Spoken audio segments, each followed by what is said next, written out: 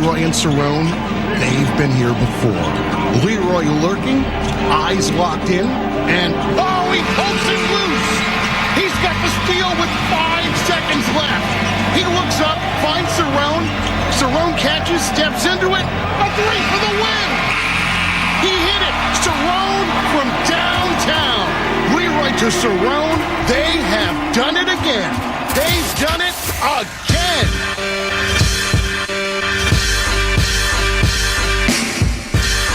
Good afternoon, Boston. Oh boy, it's a little chilly.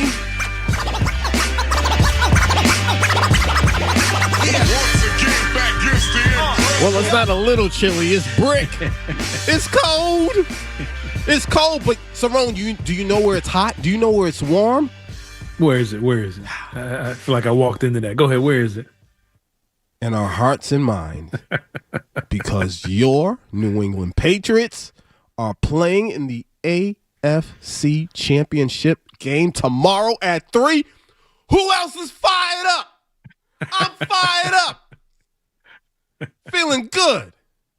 My God. Welcome to the show, Leroy and Cerrone. 617-779-0985 is the number. Also, Cerrone, I'm starting to feel better. Okay, I can hear it. Finally. Yeah, you've only been sick for a month. Almost a month. God is good. All the time. You know what else?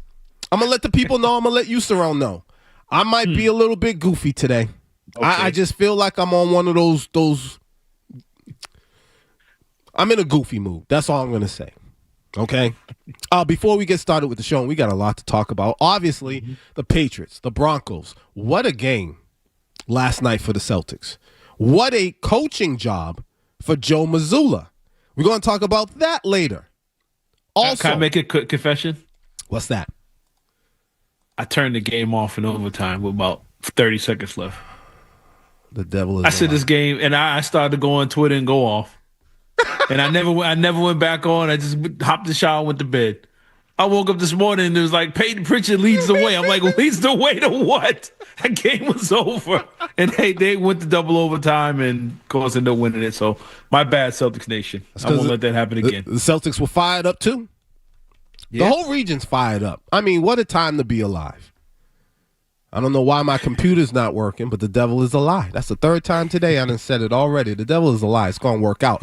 Before we get started with the show, a few things. Number one, we got to introduce the music of the day. Now, I literally was just listening to some hip-hop, and I was paying attention to the bass line in a certain song, and I said, wow, bass lines in hip-hop are so underappreciated. And bass lines also, they give you that warm feeling when they're right. So, today's music is dedicated to great bass lines. Yeah. Oh my God! Yeah, and there's a great debate on if it's Prince playing or the bass player from the time. A lot of people say it's Prince, and some people want to give the other guy credit, but because Prince played just about every other instrument on that song. Right. But 777 9311 was the funkiest bass lines ever. Let me just tell you, and that was dude's real phone number too at the time, by the way. That's so cool. I do a lot of research, and with that song, I'm pretty sure it was the other guy. It's not Prince, and the drums are not real drums. Really? They were programmed. That is a drum machine in that song from the early '80s. Yes, a lot of Prince, lot of early Prince stuff, and a lot of his classics have programmed drums in it. And they would put some, live drums over it. But for the most part, if you go back and listen, yeah. Is it true that he cranked the levels up crazy high so it'll hit when you hear it on the radio? Probably.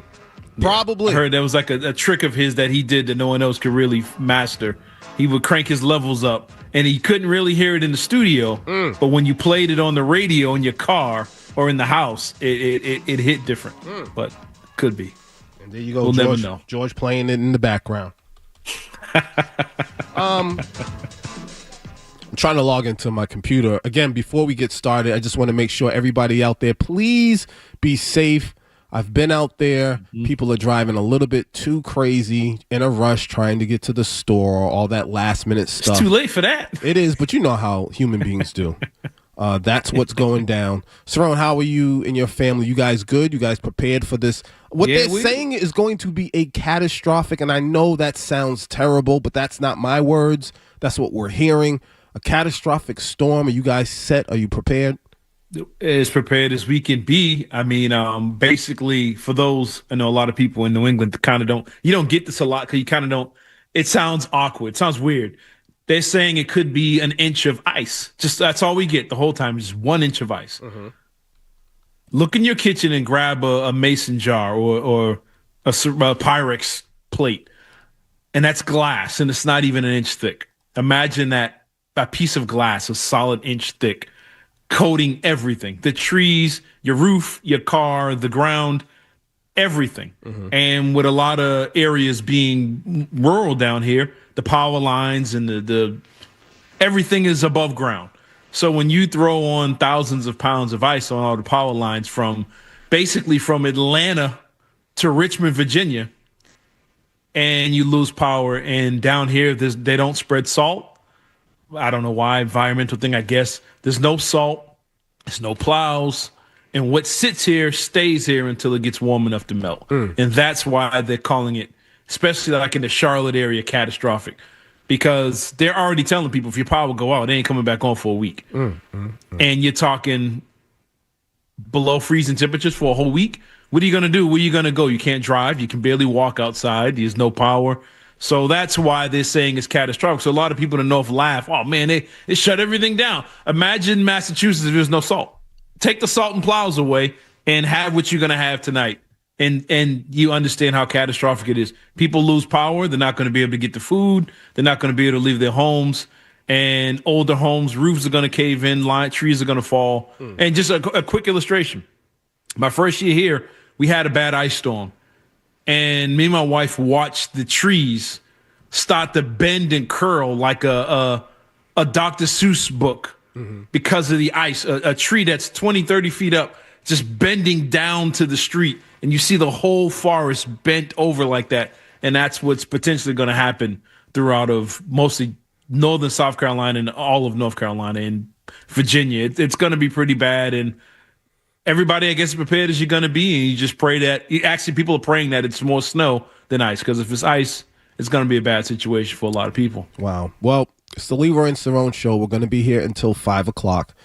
Obviously, we're going to talk about sports, but I just felt like that was something very, very important to talk about. Just you guys do what you need. Real life is going on. Yeah, but like just slow down just a little bit. Yeah. It also and look out for each other. Yes, please do that.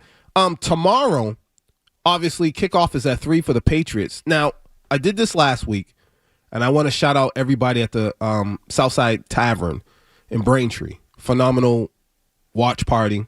Matt McCarthy was there. It was just a really, really good time. Love meeting the people. And Cerrone, they love the Leroy and Cerrone show, by the way. That's what's up. Couldn't hear everybody over Braintree. Oh, unbelievable. Tomorrow, we're supposed to be having a watch party at Jake and Joe's. That's 475 Providence Highway. Again, 3 to 5. But the reason why I sound a little hesitant is because, obviously, the weather. So what that could probably be fantastic. But go ahead. I'm sorry. It would be fun. But they're talking about, no one really should be on the road. I don't know. So hopefully it goes down. If it does, again, Jake and Joe's 475 Providence Highway. Matt McCarthy will be there. I'll be there. We'll be giving away all types of stuff, including your chance at winning tickets to a future Patriots game. Jake and Joe's. Hopefully in 2 weeks. Right. 475 Providence Highway, AFC Championship game watch party. If things change, you can follow me on just about any social media platform, Boston L. Irvin. I will give an update, and I'll do it within a reasonable time. I won't put something out at 2 o'clock when the game starts at 3. And again, if it gets really, really crazy out there, do not force yourself to try to come out. Be safe first and foremost, okay? Now, when we get back, we got to get into it. Jarrett Stidham. I mean, I guess he was Tom Brady all along, and we just didn't know it. We got to talk about him, the Patriots, the Broncos, and so much more. It's 9 Day 5, the Sports Hub. Funny. But so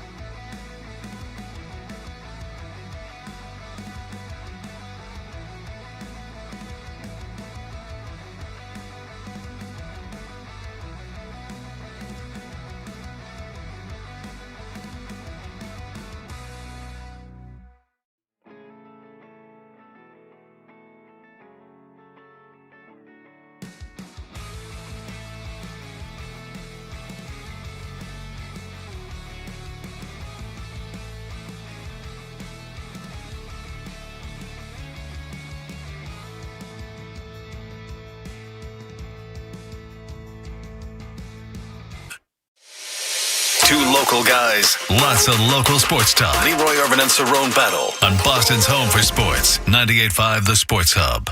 They know what they got there. I think if Drake May and Jarrett Stidham both play at their best, I don't think it's much different. And I don't really see Jarrett having a floor. Optimistic is an understatement when I think about how well Jarrett Stidham went. 90985 is the number, and that was Jordan Palmer talking about Jarrett Stidham. I mean, Cerrone, I had no idea that the second coming of Tom Brady was on the bench for the Patriots. I mean, why wouldn't they want to release that type of power? Maybe it was too much. Maybe they were worried about the world just falling apart. I'm so confused, and I'm so upset by what he said. Now, I just want to be clear. I'm not disrespecting Denver. I think they are, and they are a phenomenal team. They're the number one seed for a reason. You got to give them credit for that. I'm not sure tomorrow's an easy layup. We don't. We don't. We got to, man. No, we don't. Because if we don't, because they didn't want to give the Patriots credit because of their schedule, so I ain't giving them theirs either. Sorry. I hear you. I just don't. Being nice is over. Sorry. I don't want to stoop to their level. No, we got to go lower. If they go low, we're going to go lower. I'm trying to be reasonable. The schedule was easier. And logical. At the end of the day, I'm giving the Broncos their credit. Defensively, we know who they are. Offensively, they did enough to complement the defense. I think the offense is better than the defense. Okay. We'll get into that for sure. But the thing that really burned me up about that whole Jordan Palmer thing is Drake May has put in a lot of work. He's an MVP candidate. Maybe he wins it, maybe he doesn't. But to say that if Jarrett Stidham, as a matter of fact, George, if you could play it one more time, I want to make sure I get it right. They know what they got there. I think if Drake May and Jarrett Stidham both play at their best, I don't think it's much different. And I don't really see Jarrett having a floor. Optimistic is an understatement when I think about how well Jarrett Stidham might play this weekend. That's cold-blooded. I tweeted He probably didn't even know if he's left-handed or not. I tweeted out, so the Broncos left a potential MVP candidate on the bench behind Bo Nix, who isn't an MVP candidate. It's getting really spooky out here. I mean, unbelievable. Cerrone, just your thoughts with this whole Stidham conversation, because it's not just Jordan Palmer. There's a lot of people talking about Jarrett Stidham as if he is, I don't want to say, he's legit, he's in the NFL, but that he's on the same level to some degree, or that we should fear him the same way that the Broncos should fear Drake May. Right. His best is equal to Drake May's best, his MVP best. To that, I would say, then that makes Sean Payton the dumbest head coach in the NFL history. Because Bo Nix was 26th in passer rating. 26. There's 25 other quarterbacks that played better than Bo Nix. But you got Drake May's equal on the bench. Yeah. The Denver Broncos with Bo Nix led the league in pass attempts with 612, I believe. He threw it more than any other quarterback in the league. And yet was 26th in passer rating. He was well below average. That's bottom is only 8, but 4 or 5 more starters, 5 more starters, whatever it is. 6 more starters. But he was 26. So you had this guy on the bench who could just walk in and, that's Jarrett Stidham. Man hasn't thrown a pass in a couple years. Look. He's a professional. He's in the NFL. He's capable of making plays from time to time. And I say that with anybody in any sport, in any league, I don't care what it is. I don't care if you're throwing darts. If you're a professional, they're paying you to do it. You have the ability on time to time to be the best at any given moment. Everybody in the league, in every league, was the best player in high school, the best player, one of the best players in college, in the country, and is good enough to stay on the league, especially if you've been in the league for a few years, which Stidham has. He's around. He's capable of making plays. The difference between Tom Brady, Jarrett Stidham, Michael Jordan, and Walter Riccotti is consistency. Yeah. Can you do it again? Okay, that's a great throw. Do it again. Okay. Give me 35 more of those great throws, and you can do. Okay, you had a good week of throwing 35 great passes. All right, can you give me 34 more then next week? And then week after that, then the week after that, and the week after that. Can you keep doing it? That's how you become a great player, is being consistent. And in this situation, it's going to be through a 60-minute football game. Jarrett Stidham, I believe, I'm not waiting to the end of the show to give a prediction either, by the way. All the rules are out the window. The days is over. There you go.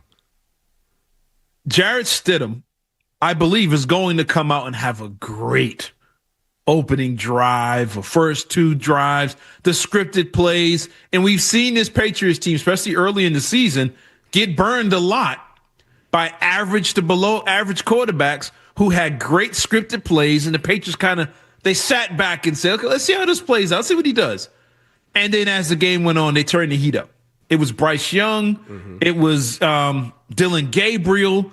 We saw Michael Penix, Joe Flacco. All these guys kind of get going early.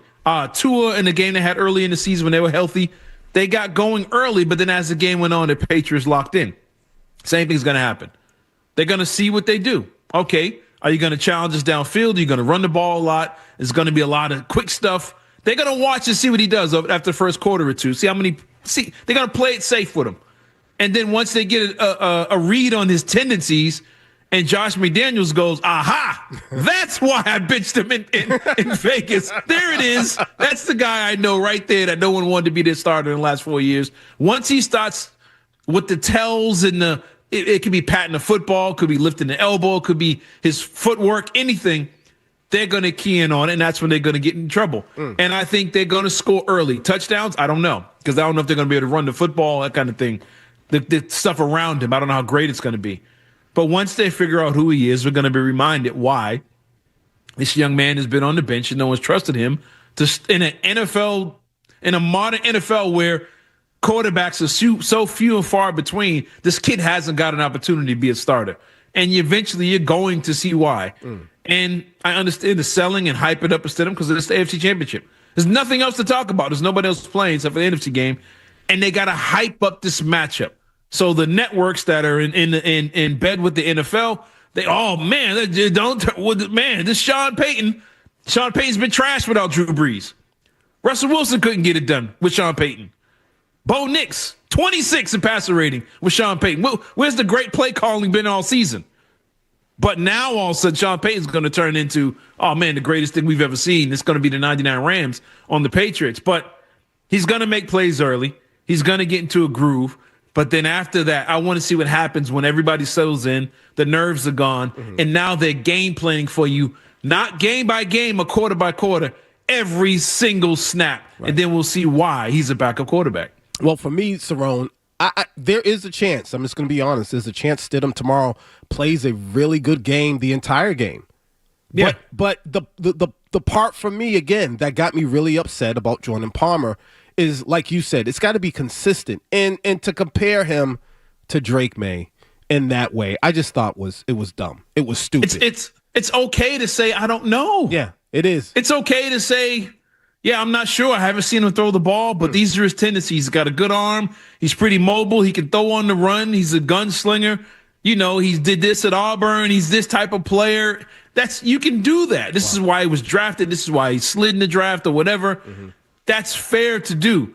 But to just immediately say, his best is equal to Drake May. What? Right. It's crazy. Come on now. Yeah, but anyway, we got to take a quick break. When we get back, the phone lines are lit. People want to talk about Jarrett Stidham. They want to talk about the Broncos. They want to talk about Jordan Palmer.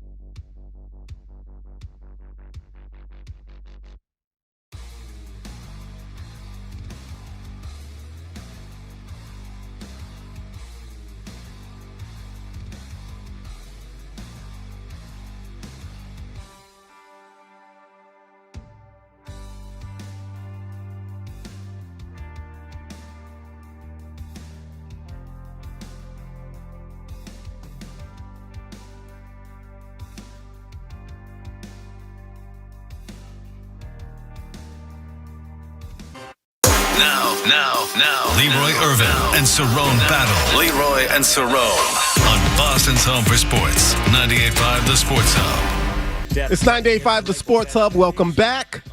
Great bass lines in hip-hop history. That's the music of the day, in case you didn't know. Shout-outs to my brother, Daniel D. Irvin. Y'all know him. Content creator, photographer, videographer extraordinaire on the check-in. A quick story before we get to the phone line, because people want to talk about Jarrett Stidham. They want to talk about it all, Cerrone. My little nephew, Kelso, what is he, 4? Maybe 5? I talked to him on FaceTime and said, hey, we want to take you out, man. We gonna come get you. Where do you want to go, nephew? And this is how I know that my brother Daniel and my sister-in-law Jasmine are doing a phenomenal job. Cerrone, do you know what he said? Do you know where he wants to go, where he wants us to take him as a little 4 or 5-year-old? Or what? Do you know? No, go ahead, man. He said, I want y'all to take me to Martha's Vineyard. Oh, they raising him right. They raising him right. I don't know who raised Jordan Palmer for him to come out of his mouth and try to compare Jarrett Stidham to Drake May. It's crazy. But, hey, let's go to the phone lines. Like I said before, it's lit. 617-779-0985. By the way, Dan, you can take me to right, too when you go. Ready to go. Let's go to Greg in the North Shore. Greg, what's up, man? If the Denver Broncos win, the only saving grace for me is that Jarrett Stidham gets to stick it to Belichick. Okay. I feel you on that. But how? No, because he's just because Belichick had him and should have used him. And didn't he picked Cam Newton over Jarrett Stidham, right? As he should. Okay, if he's sticking it to Bill Belichick, isn't he also sticking it to Josh McDaniels in the Raiders? True. Is he sticking it to Sean Payton? Yeah. Sean Payton had him for 2 years. He was there, and he picked Russell Wilson over him. I know. He didn't just get there. He's been there for years. I almost got tricked into believing that. Let's not do that. Let's go to, Jay in Dorchester. Jay. Hey, what's up, fellas? I called last week. Told y'all great show going on. I had that energy. I'm with Cerrone today, man. Look, come on, man. They talking about Jarrett Stidham like the AI voice. They talking about practice. Like, come on, man. If it was Bo Nix, it'd be a different story. I'm not saying we'd have blown them out. It'd been a tight game, but come on, man. Everybody's talking about who we should worry about playing. They should be worried about playing with us, man. But like I said, man, great show. Keep the movement. Keep it going. We going to the Super Bowl. Same movement. Everybody be blessed. And be safe tomorrow in the snowstorm. That's what's up. Beautiful, Jay. Cerrone, am I wrong, though, in saying that I still believe Jarrett Stidham could have a good game tomorrow?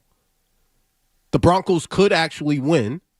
And it still would upset me that he was mentioned in the same breath of Drake May. Because like you said, Cerrone, it's about consistency. I don't see him doing that every single game, and he hasn't. Therefore, he would have been a starter somewhere.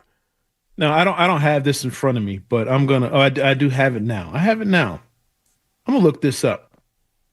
If Drake May broke his ankle at the end of that game last week, and Josh Dobbs is put in. I know. Would anybody be picking the Patriots to beat the Denver Broncos and saying Josh Dobbs is better than Bo Nix at any point in his career? You know, are they equal if they play their best? But here's what's funny. Josh Dobbs has played more than Jarrett Stidham. He's accomplished more than Jarrett Stidham. Come on now. But yet we wouldn't have nowhere near the confidence if Dobbs was the one put out there to play. And he's better than Stidham. You're right. To me, losing Bo Nix, who again, Bo Nix was the 26th rated quarterback in the league. He wasn't popping that much in the first, but he's had great fourth quarter comebacks, but he was a part of the reason they had to come back in the first place.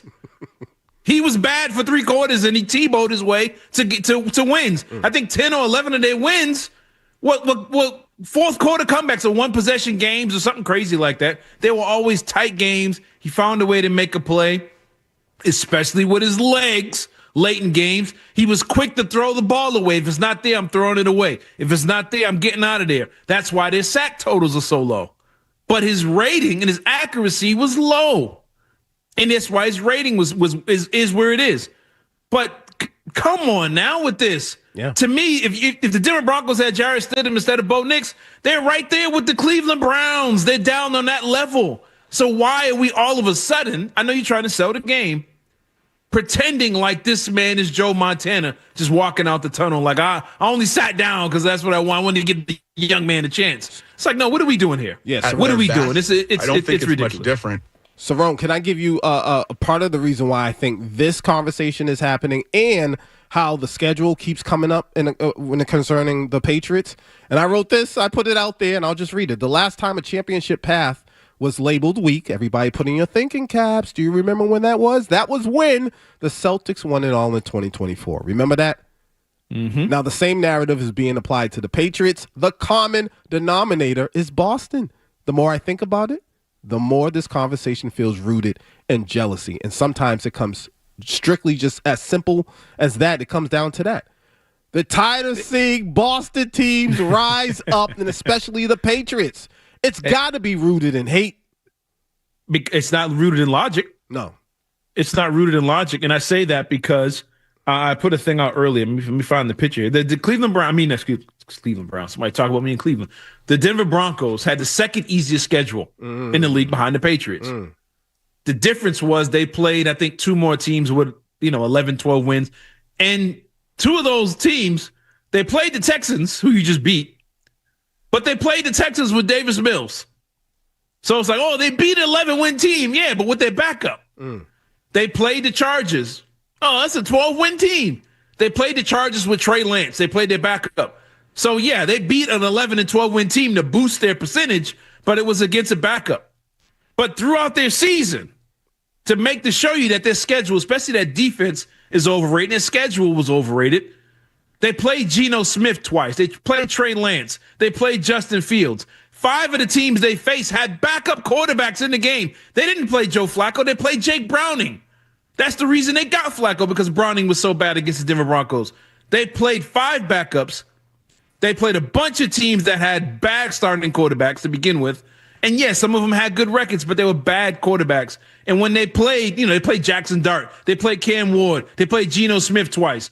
When they played Marcus Mariota, another one, Mariota should have won that game in the end. Mariota put up numbers. Jackson Dart put up big numbers. That was one of the best games of the season. They played good quarterback. Trevor Lawrence lit them up.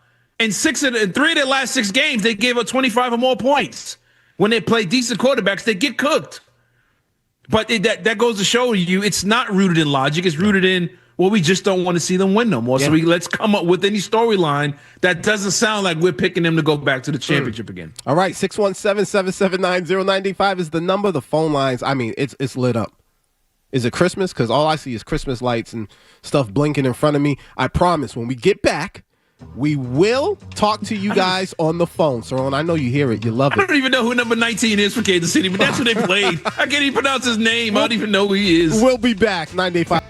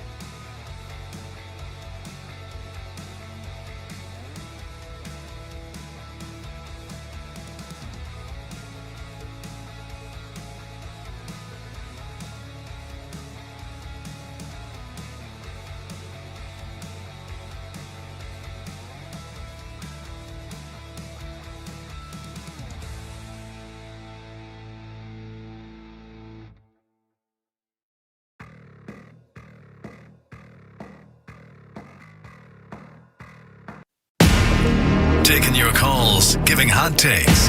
Leroy Irvin and Cerrone battle on 98.5 The Sports Hub. Leroy and Cerrone Show. 617-779-0985 is the number, obviously. Tomorrow, big game. Patriots, Broncos, AFC Championship.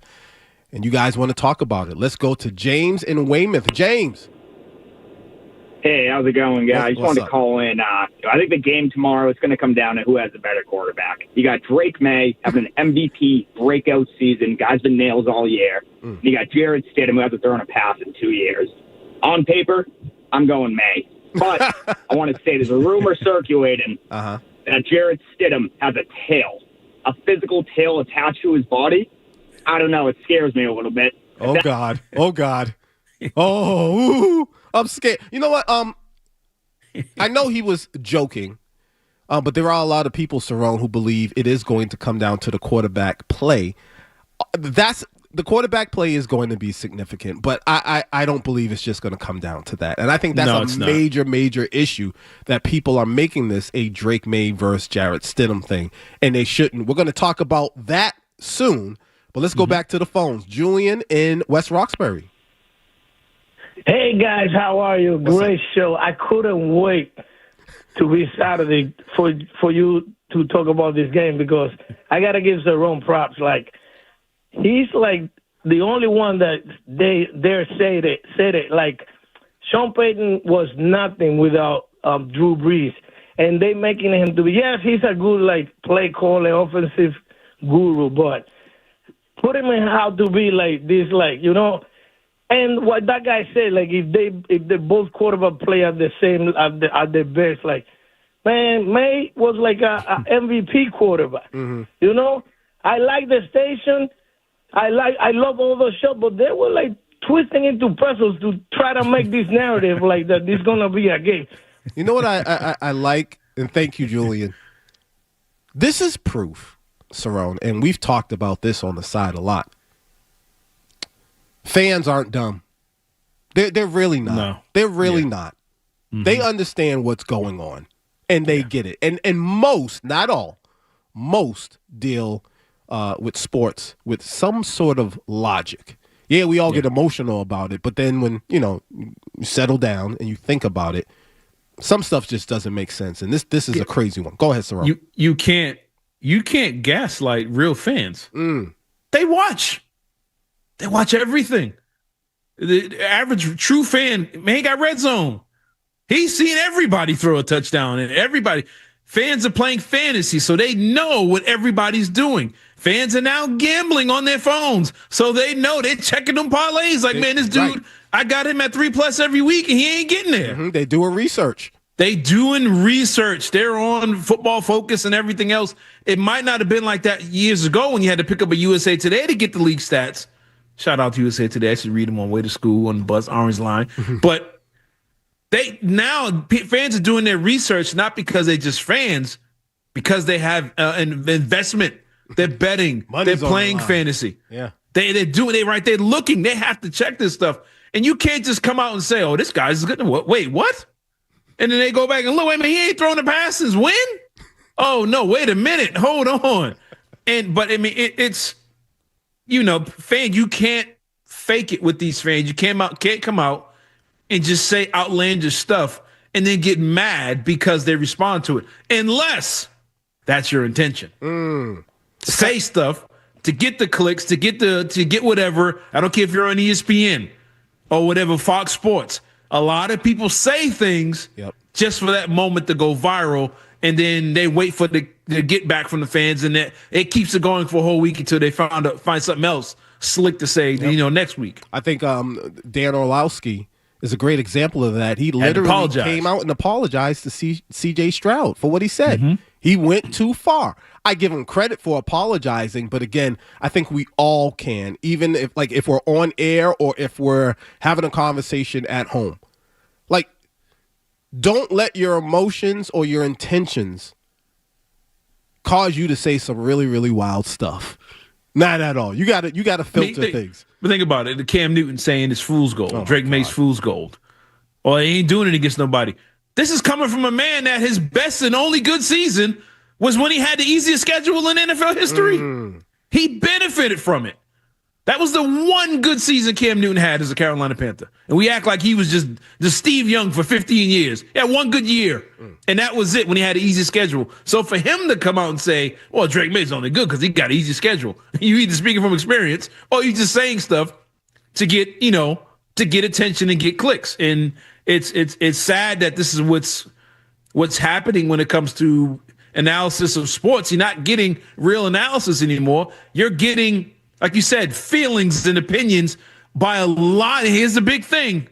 A lot of them are ex-players because they have issues with the team, with the coach, with somebody in the building. I can't wait for Baker Mayfield to get a job on TV. That guy got beef with half the league because he keep traded away. But I mean, that's where it's coming from, and that's when you get these weird takes. You never hear it from the reporter side too much. It's mostly the ex-player that says something really. You're like, wait, like what? I expect that from this guy, but not from you. But this is where we're at. Yeah, let's go to Jesse in New Bedford. Jesse. Yo, 1, 2, 3 into the 4. Drake May is at your door. Super Bowl ring, baby. Love it, Jesse. What's going on? What's going on? I love listening to you guys. I think you guys are right around my age, so you guys listen to the same music I listened to back in the day. It's great, but you guys hit the nail on the head here. Don't get me wrong. I think Stidham, he's gonna do all right. I mean, you can't do any worse than Stroud. So I think it's gonna be a better game as far as that goes. But when the rubber meets the road, I just think Patriots, not even just Drake May, I think overall we're a better team. I think a lot of people underestimate our defense. And to be honest with you, they're kind of hating on Drake May a little bit with this talk about, well, Stidham could be as close to Drake, and he can do this and he can do that. I know they're trying to sell a game, but I think when it comes down to it, I think our defense is going to be too much. And I think we're underestimating how much Drake May is going to do in this thin air of Denver and how this is the first playoff game he's playing with no elements. Appreciate it, Jesse. Jesse touched on quite a few things, Cerrone, that we're going to talk about later, especially the disrespect or, I don't know, just not the acknowledgement that the defense should be getting. We're going to touch on that in a few. Let's take one more caller before we go to break. Let's go to Mac T and Whitman. What's up, Mac T? Oh, fellas, man, you guys are slaying it today. For real. Thank you. Music. Cerrone, keep preaching, That's brother. Right. Keep preaching. That's right. Bishop. Keep preaching. All right. This dude, Jordan Palmer, like, who are you? Like, who are you, bro? Like, I'd rather listen to Jordan Hudson talk about this game over that fool. Appreciate it, Mac T. Listen, we got to take a quick break. When we get back, we're going to move on from the Stidham and Drake May conversation because reality. From the Town Fair Tire Studios, this is Boston's home for sports. The flagship station of the Patriots, Bruins, the Celtics, WBCFM and HQ Boston 98.5, the Sports Hub. Beasley Media Group Station celebrating 65 years of broadcasting. Essential Sports Hub headline presented by Celsius Energy Drinks. Oh, yeah, a thriller in Brooklyn as the Celtics had a comeback double overtime win over the Nets, 130-126. Peyton Pritchard led the way in scoring with 32 points. Jaylen Brown with a triple-double, 27 points, 10 rebounds, and 10 assists. The Celtics will take on the Bulls tonight. Pre-game coverage starts at 7:30 on our sister station, 105.7 WROR. Tip-off is at 8. The Bruins have won 7 out of their last 8 games, and tonight the Garden's going to be fired up to see them get another dub, hopefully, as they take on the Canadians at 7. Pre-game starts at 6:30 right here on 985 The Sports Hub. Naomi Osaka had to withdraw from the Australian Open due to an ab injury. Men's college basketball, Brockton's own. I'm going to do it every week. Brockton's own AJ DeBonsa and number 13 BYU take on Utah at 5:30. BC and Notre Dame tonight at 6. Women's college basketball, BC caught an L as they lost to number 8 Louisville 85-56. In the NFL, tomorrow at 6:30, the NFC Championship game between the Rams and Seahawks goes down. But before that, the game we are all ready to watch. Pats Broncos, AFC Championship game. Pre-game coverage begins at noon right here on 98.5 The Sports Hub. And kickoff for the game is at 3. The Sports Hub headlines are brought to you by Papa Gino's. New England's favorite pizza is now Drake May's favorite pizza. Drake's favorite is the plain cheese pizza. So in honor of number 10, when you buy a large cheese pizza from Papa Gino's, you can get another large cheese pizza for just $10. Drake May and Papa Gino's, the perfect New England pairing. I'm Leroy Irvin. Your next update is in an hour. Actually coaching the game, or it's just that is. I feel so strongly about that. I can't even tell you. Boston Talk Sports here.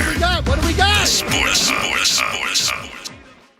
We're back with more Leroy and Cerrone on the Sports Hub. New England, you better win this damn game.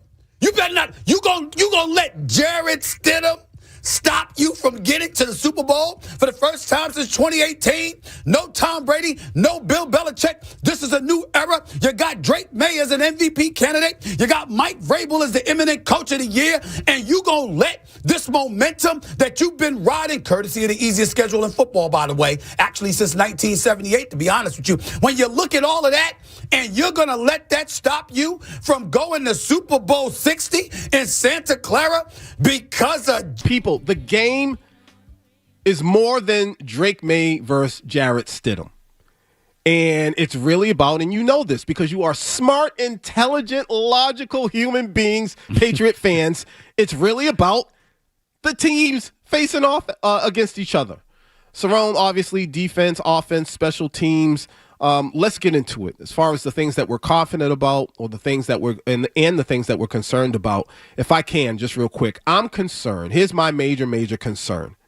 Obviously, Denver has a very, very, very good defense. I think the Pats faced a better defense last week, but still a very, very, very good defense. My biggest concern, and we've seen this through the first 2 weeks of the playoffs with the Patriots, man, Drake May, he's got to take care of the ball. He's got to take care of the ball. And I can't say with confidence that he's going to do that tomorrow, because for the last 2 weeks, against the Chargers, I said, all right, it is what it is, and he's going to learn. And then we get to the Texans game, and I'm like, oh, so he didn't learn. So why in the world should I believe that in this game he is? I hope he will learn. I hope he will take care of the ball. I hope that when he feels pressure and when they start grabbing on that jersey, that he tucks that ball away and just go down, or maybe throw it away. I don't know. Don't force it. And I know forcing it is part of his game because he believes in his talent so much, and his talent is MVP caliber. So I get it.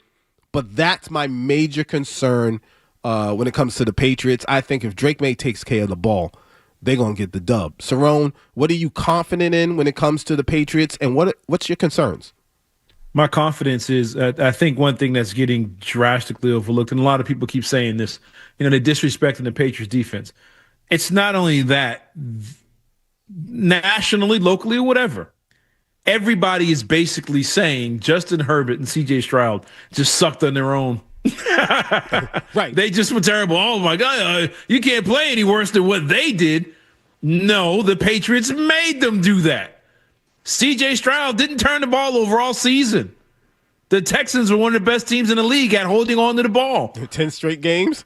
10 straight games. They were on a 10-game winning streak with both quarterbacks who did not turn the ball over. Justin Herbert was clean with the ball. Even though he had a broken hand, his offensive line was banged up. They won 11, 12 games because he was good with the football. And they were a decent offense. The Patriots made them play like that. They made them look that bad.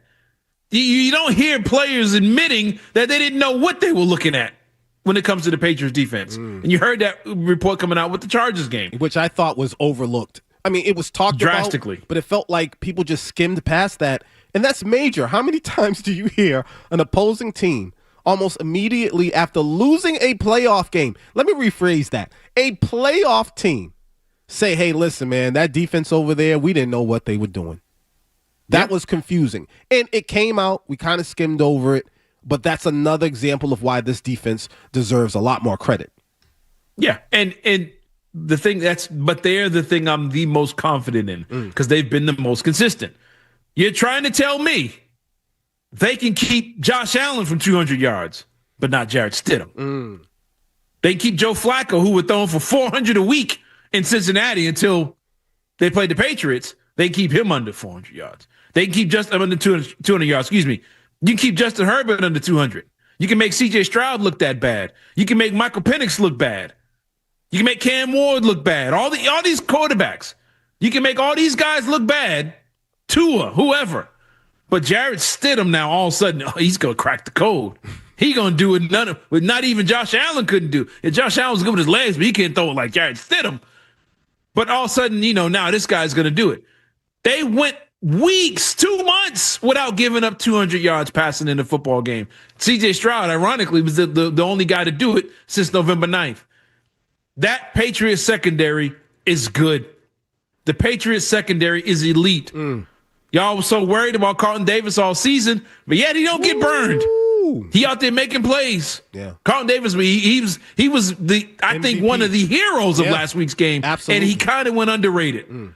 He was making them look bad. Gonzalez on one side, Carlton Davis on the other, Marcus Jones, who probably should be in Pro Bowl as a nickel DB. Those three guys are a nightmare for good quarterbacks and good offenses. In the snow, it don't matter. They're 6-0 on they were undefeated on the road. All 8-0, whatever it is, on the road because they make teams look bad and doesn't matter. Crowd noise, environment, it does not matter. Those guys are difficult to throw the football on. And I think I've said this on here before.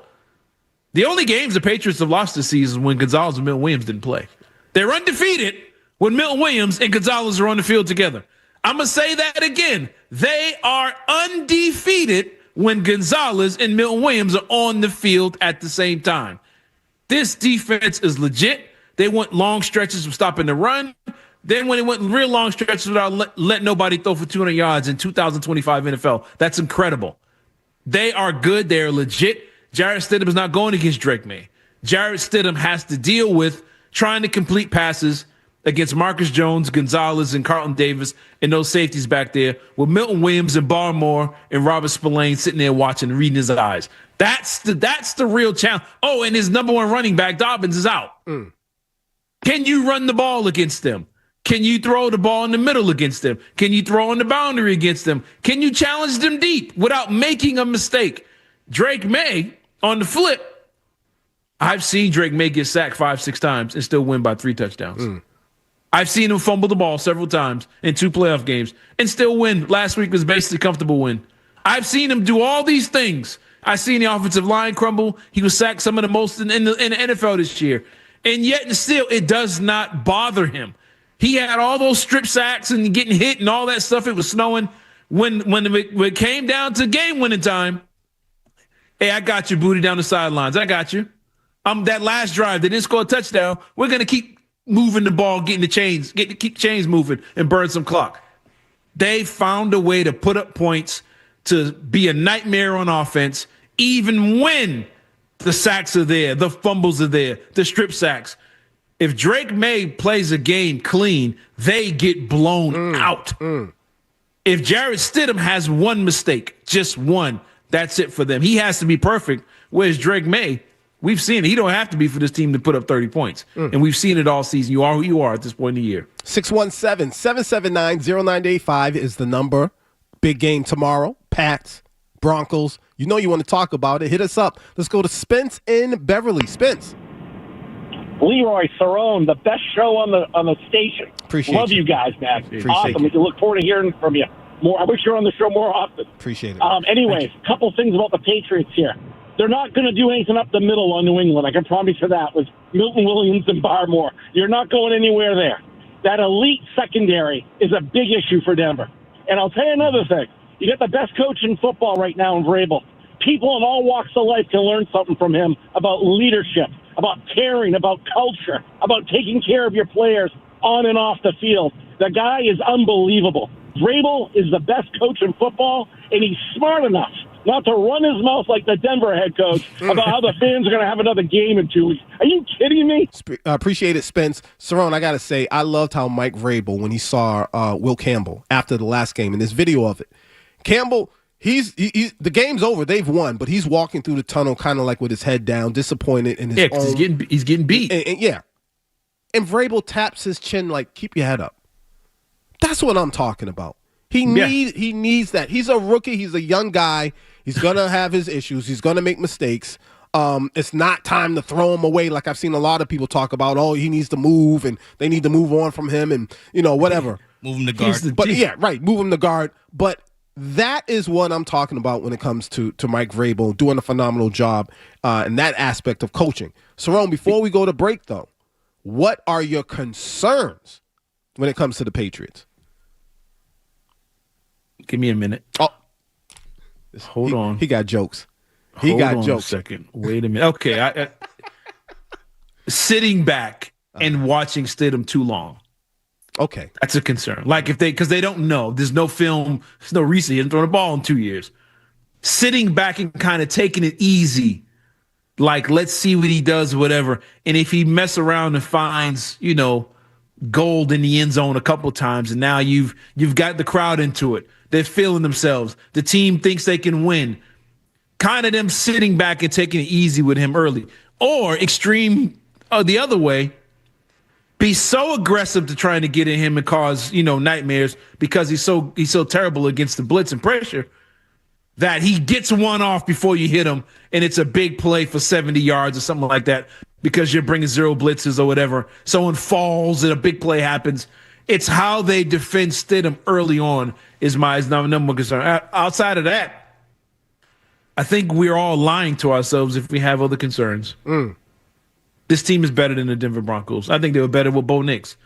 And the Patriots, and I'm a stand by this because I said it on Felger Maz back in November. You sure did. I know where you're The going. only team that they should be worried about, I said Denver at in a row with Bo Nix, but I said they were the best team in the AFC because they're the most complete. They can make explosive plays on the ground. They can make explosive plays in the air. We saw last week. They can play in the middle of the field. They can play with the tight ends. They can, like I said, run the ball. They can defend the deep pass. They can defend in the middle. They can get after the quarterback, and they can stop the run.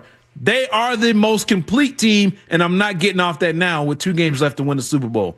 And so I don't have too many concerns outside of underestimating Stidham and playing him either too far off or being too aggressive and getting burnt on something cheap early in the game. But other than that, they're a better team than the Denver Broncos. All right, 617-779-0985 is the number. Cerrone, one of my dreams, and I know I told you guys I was going to be a little bit goofy today. I've always wanted to hear the weather with the X-Men cartoon theme song or the Walking Dead theme song. And since we have this crazy storm coming up, I reached out to somebody to give us the weather report concerning around game time, just so, you guys can figure out if you want to come outside or go to a friend's house or whatever. We're going to do that next. There's a storm coming. We're going to do that next and talk more about the Patriots and the Broncos. We are going to do that next. He's Cerrone Battle. I'm Leroy Irvin, and it is the one and only 98.5 The Sports Hub. Enjoy the music, people.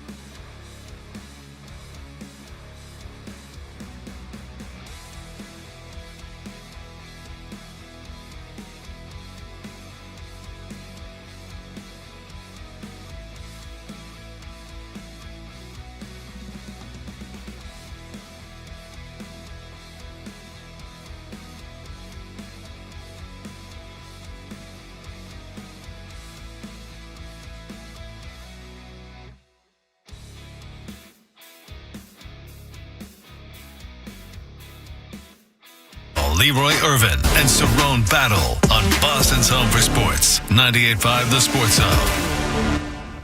Back 98.5 The Sports Hub.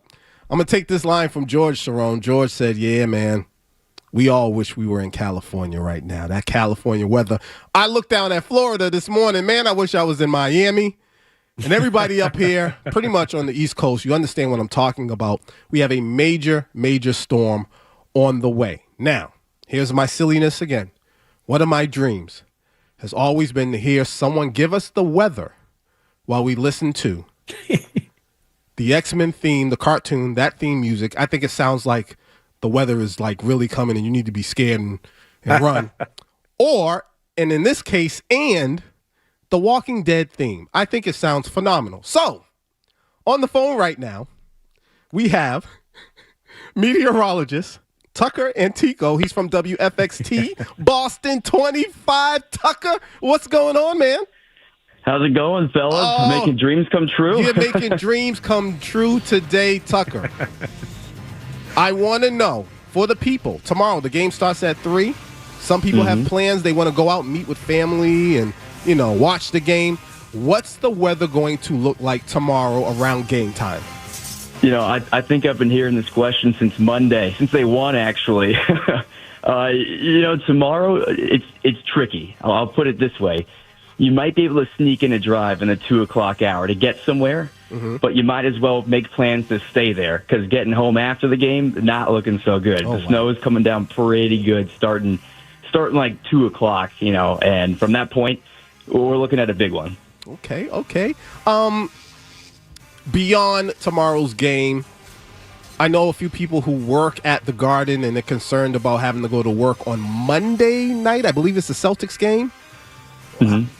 Cleanup wise and with things freezing and all that, what are the road conditions going to look like, in your opinion, come Monday? Yeah, the good news here is the worst of the snow. It's all on Sunday. By the time we get to Monday, there'll still be some snow.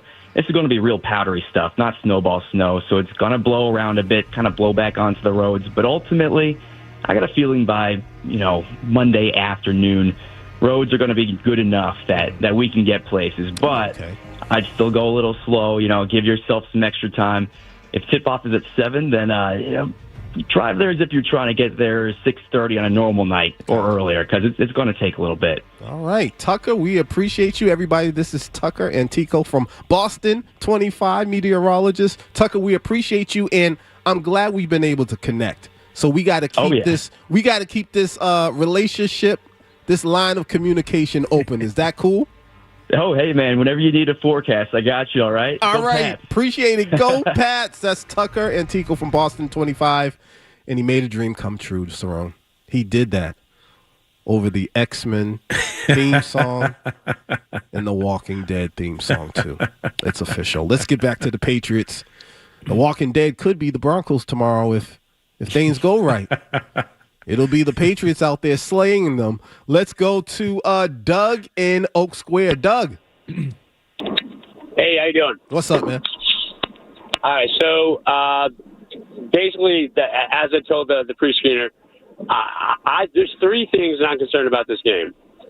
In this order, the altitude, the quality of the Denver line, and Jason Stidham. Obviously, the crowd noise and all that's going to be a factor as well. But I think people are wildly underestimating the problem with the altitude. I know Mike Vrabel said it in his press conference the other day, because I think somebody asked him, why don't you guys go out early? Yep. Frankly, I think NFL teams should always go out early. He basically was saying, well, it takes 13 days to adjust. He's not quite right. What he's talking about is they did a study where if you go to the altitude for 13 days, you're almost as good as if you've been there for 6 months. You pretty much, that's how long it takes your body to get to near optimal performance. Having experienced myself playing in a national college tournament at Colorado Springs, I noticed it right when we stepped off the plane. By day 2 of the tournament, we were all dead. It was a 3-day tournament. I'm going to tell you what, even though you don't quite get to optimal performance, being there for 4 or 5 days will help your body adjust I frankly think Vrabel is underestimated just because he was a linebacker. Because a linebacker, you're on the field, you run 20, 40 yards, and it's easy to rotate you guys out. So you run 20, 40 yards, next play 20, 40 yards, then you can rotate out, rest for a second, and go back in. The offensive linemen, they can't do that. Those guys weigh 300 pounds. Okay, that playing that altitude, by the second half, they're going to be kind of much more spent than they usually are. Yeah, I know they have oxygen on the sidelines, but it's just running in that and performing in that altitude. It can really take its toll, and I think it's going to affect the speed guys too. Players like linebackers, I think it might not affect as much just because of the nature of their play. Appreciate it, Doug. Cerrone, the altitude. It has been talked about for years. It's been talked about concerning this game. Did Vrabel slip up by not taking the team out there earlier? I mean, how early could it be? I mean, you risk. I get it. I get what the caller's saying. You get out there as early as you can and kind of get as used to it as you can. But now you're sacrificing your players' comfort and rehab to get used to the conditions. These guys they want to be home in their beds. They want to be home with their medical staff. They want to be home, doing what they can to keep up a regular routine. You sit them on the road. I don't know if I want all my guys in a hotel room for a week. You know what I'm saying? Like I don't know how comfortable it would be for, like you say, an offensive lineman who's 6'6", 350 pounds, and, he sat the Holiday Inn Express for 7 days eating hotel food. Like, I don't know if that's ideal. What do you lose on that end? I don't know. I've never traveled with an NFL team. I don't know what their routine is, but I understand the reason a lot of them go at the last minute is so they can be as routine as possible. You saw the Rams. Cerrone went out. There you go. You're back. Oh, sorry. Yes, I'm sorry. The Rams had to fly from L.A. to Charlotte and then go from Charlotte back to L.A. and then from L.A. back to Chicago. And, but they were doing it at the last minute so they can get used to, so they can get more comfort of being at home. And I think that's more important than dealing with the altitude. Look, altitude, to me, means depth. You have to have depth. We've seen the Patriots the last 2 games rotating defensive linemen. Everybody out, everybody in. With them dealing with a lot of injuries. Matt Collins just coming back. You can see him in some snaps, and you see Kyle Williams, and you see Efton Chisholm. They're going to rotate those skill position guys because these guys have played all season. Linebackers, they've played multiple linebackers. I can see them rotating those guys as well. Offensive line, I understand that. You can't really move them. That's who you got is who you got. But I can see everybody else kind of being rotated. And real quick, the best way for your defensive line who's getting tired to not get tired, 3 and out. Yep. 3 and out, get off the field. You have to get off the field on 3rd down. Then you'll have time to sit over there and rest and get your oxygen. You can't let Stidham in this offense have 10, 12-play drives in this altitude because now it's taking a toll on your defense. And I think the key is getting off the field quickly. All right, we got to take another break. 617-779-0985 is the number. Your call's coming up next. Plus, some are giving Sean Payton and the Broncos the coaching edge. Is that correct? And whose coaching staff has the advantage? We'll talk about that next. The Leroy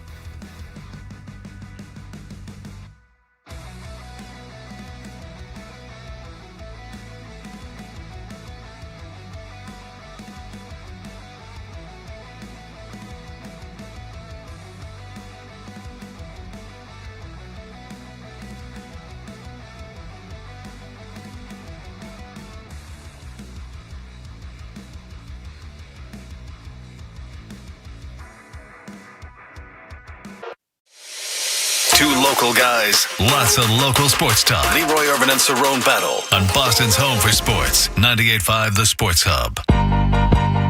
Do you mind if we just fly through the phones? But for the people. Okay, but Cerrone, before we do that, I just got to get something off my chest. So we got George in the building and Jonathan, who's a good friend of both of ours. Uh-huh. Cerrone, these two have been critiquing and criticizing my song choices left and right. Hip-hop will do that to you. I mean, my goodness. That's the one thing nobody can agree on in the world. What's no one has the same top 20 anything when it comes to music, especially when it comes to hip-hop. It's so personal. I said we have 24 spots to play music. And a lot of times when I finish these lists, I sit back and I say, dang. I missed one. I missed that one. Oh, I missed another one. Oh, I missed this one. I missed that one. These two, man. Cerrone, when you get here, we're going to jump them, all right? That's what we're going to do. Anyways, let's get back to the phone line, 617-779-0985. Let's go to Joe in West Virginia. Joe. The music master, the dance master. Appreciate it. Get up and dance to the music. That's right. Sly and Sister Stone. That's right. right. My request to the music master. There you go. I'll tell you, I go with all your playlists. It's terrific. You're as capable, as intelligent as any of the other broadcasters here at 98.5 The Sports Hub. Appreciate it. Real quick, because I know you got a full phone line, so I just want to talk about the Pats getting to the playoffs, and it was like 3-16, right out of Straight John, right out of the Holy Bible. L.A. Chargers 3, New England Patriots 5. Then it went to 16-28, the Texans. And the three things I took from that game was like, first of all, the Pats were just tremendous on defense. And then secondly, Marcus Jones makes an interception, a pick six, gets mugged at the goal line. Face mask should have been called. The ref misses it. Yep. And then, thirdly, when they all knelt and prayed, C.J. Stroud was there along with Drake May. Now we go on to Denver. I want to say, Mr. Chasian, the chase will be on for Mr. Stidman once he gets here. I was going to ask Brother Cerrone. I figure stop the run and make Mr. Stidman beat you. What do you say, brother? Take care. Appreciate it, Joe. Cerrone. That's it. Make him one-dimensional. That's it. Say, all right, you the man. You want him to sling it? Let him sling it then. If I'm the Patriots, I bet sling it. I want you to challenge Gonzalez, Carlton Davis, and Marcus Jones all day. I want you to throw at them 35 times. Go ahead. Keep doing it. You want us to go ahead and sling it. And here's the thing. I honestly think they will. Like I said early in the show, Bo Nix led the league with 612 or 615 pass attempts. He threw it more than anybody else. They do sling it. Rating was low.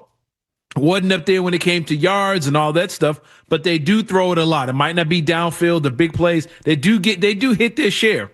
Well, Bo Nix did. I want to see this kid do it. Bet. Go out there and line up, throw the ball. Now, if I'm the Patriots, I'm forcing him to do it. I'm taking away the run. I'm making him drop back.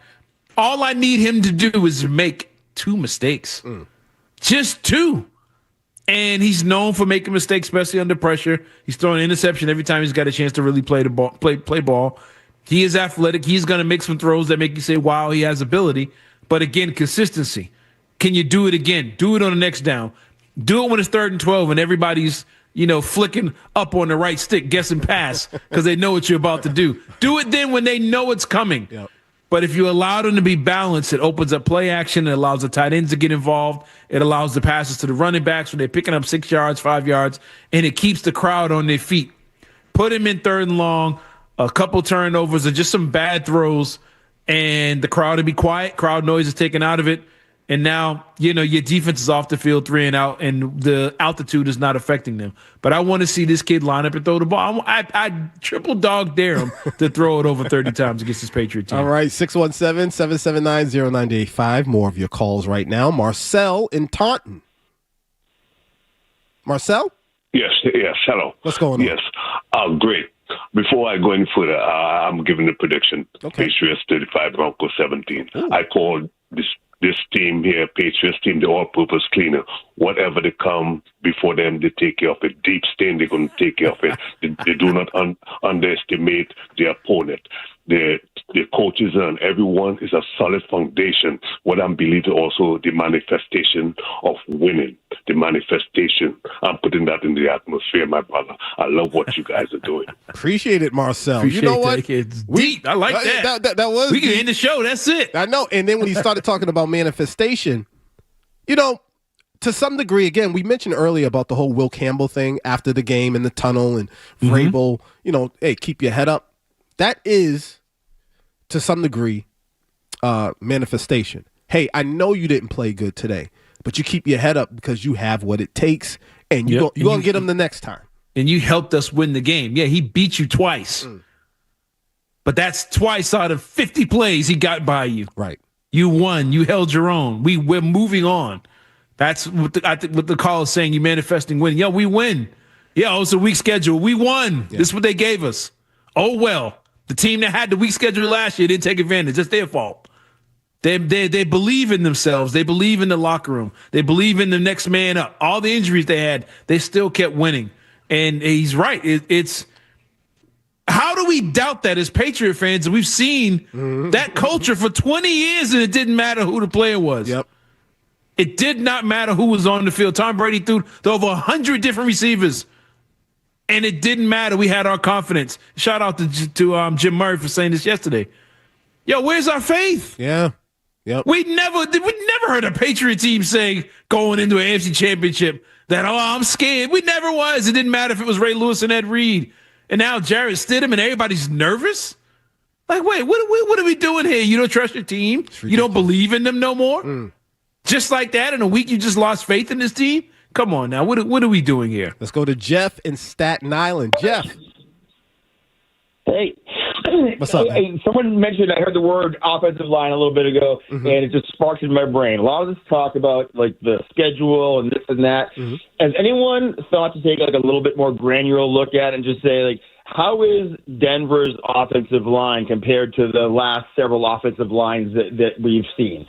I mean, 'cause that's really what's going to determine if we can get to Jarrett Stidham. If their offensive line is 16th in the league, and we've been facing like 3, 4, 5, it could be telling. Appreciate it, Jeff. The offensive line. We will talk about that next when we come back. Plus, I already teased it before. Again, some are giving Sean Payton and the Broncos the coaching edge. Is that correct? And whose coaching staff has the advantage? We'll talk about that also. Y'all keep on calling. 617-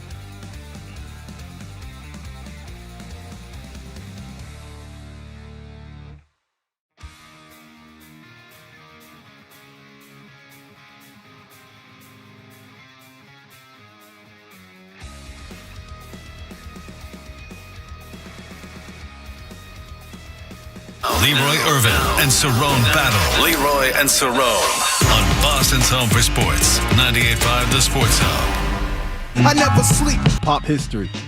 And again, people have hit me up. Listen, we only got 24 times to play. I'm not going to be able to play every last great bass line in hip-hop history. Enjoy the music, people. My God. 617-779-0985 is the number. Oh, by the time the clock hits 0 tomorrow, I hope we are all celebrating and happy, even though we're all going to be locked down in the house because of the snow. But it's Go Pats all day long. Let's go to Chris in Hartford. He wants to talk about a mark of a man. Leroy, thank you so much for putting me on. Cerrone, how are you today, sir? I'm doing good. And yourself?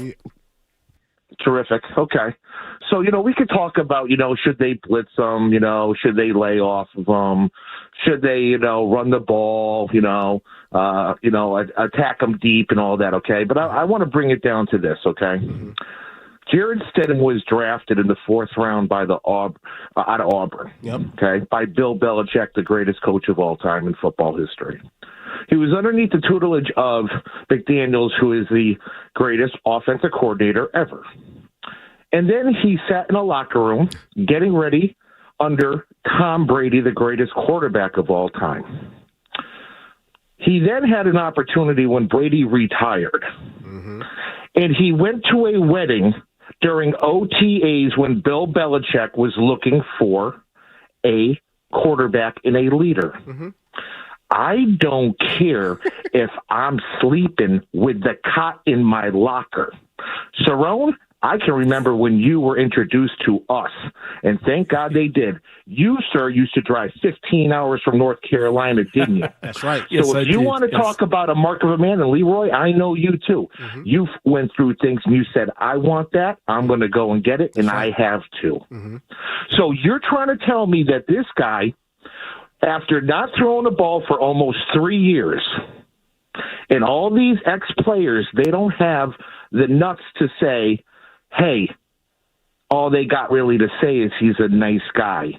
You think you're going to be a nice guy against the New England Patriots and just pop into life?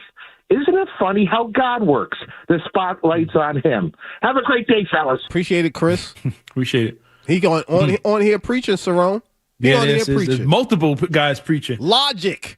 Just logic. It is logic. Cerrone, we got people waiting. If you don't mind, I just. Oh, go ahead. Get in my.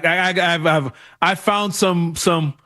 I did some deep dive and some digging into the Broncos offensive line, and I think you can get some exclusive offensive line Denver Broncos talk here on 98.5 today. But we get to that. Oh no, you're going to do it right after we talk to Phil in Plymouth. Phil. Good afternoon, gentlemen. Good afternoon. I just checked the weather in Denver. 3 o'clock tomorrow afternoon, -9 with a wind chill of -14. Nobody's going to be able to do anything in this weather. I think it makes it a toss-up. I'm worried about it. Hey, I mean, that's a tough one right there, man.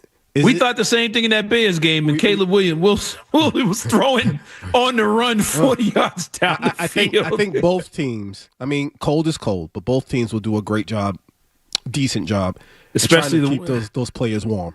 Especially when they just played in the snowstorm last week and one that hadn't played at all in 2 years. Right. Cerrone, what's your offensive line take? Well, a few calls ago, if we went on break, he mentioned Denver Broncos offensive line being a huge key. They don't allow sacks. They're the best in the league the last 2 years. I think they've given up like 25 sacks, which is incredible. And that's been a big thing on the national stage, local too. This Broncos offensive line, can they get a pass rush? Can they get a pass rush? So I went to digging. I went to see how good the offensive line was. And I noticed, I went back 4 years. Previous to Bo Nix, they gave up, when Russell Wilson was the quarterback there for 2 years before Bo Nix, they gave up 110 sacks. Okay. 110 in the 2 years Russell Wilson was there.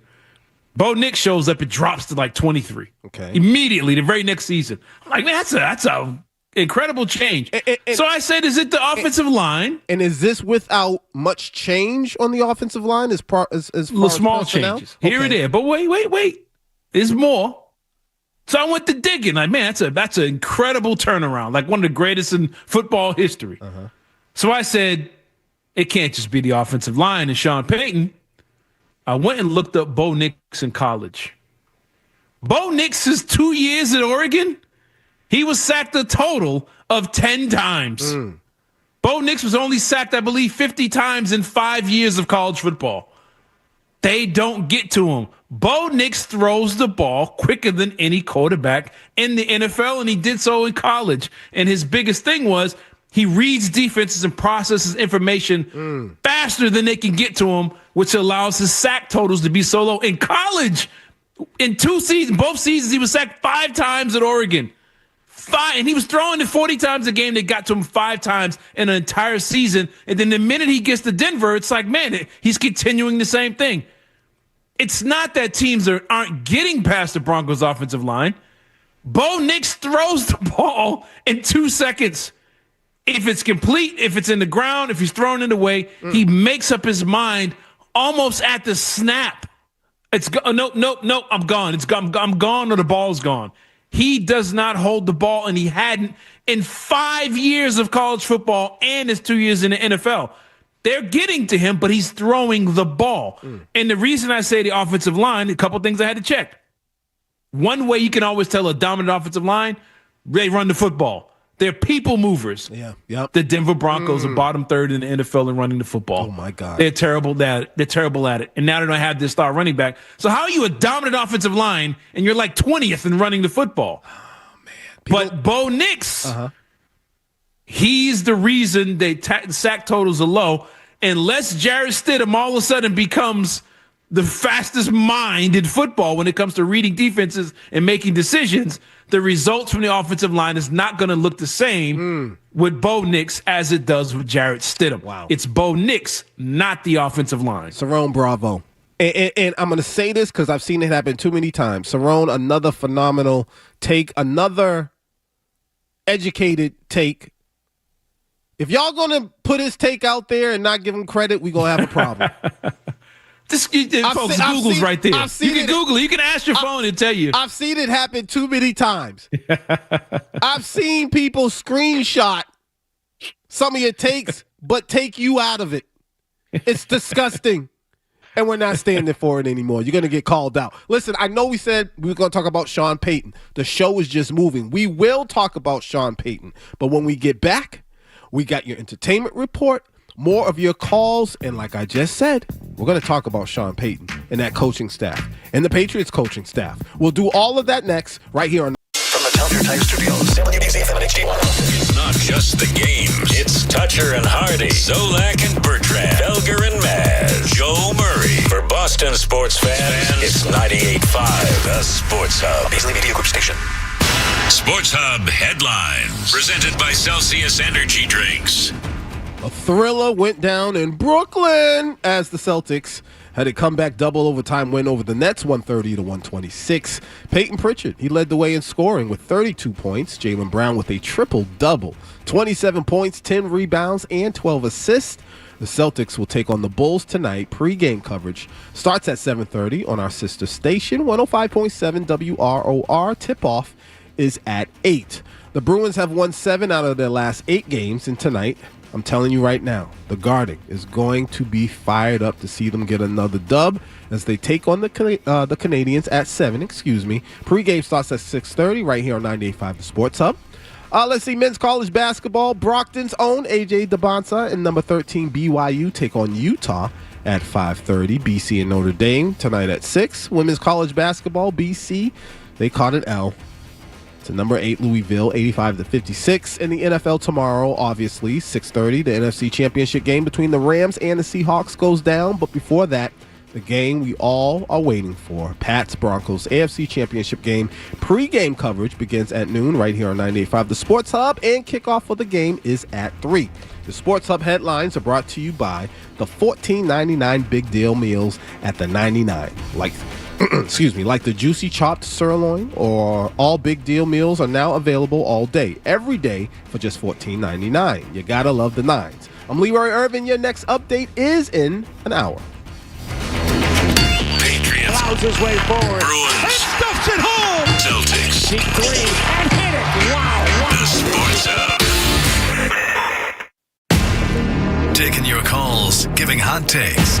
Leroy Irvin and Cerrone battle on 98.5 The Sports Hub.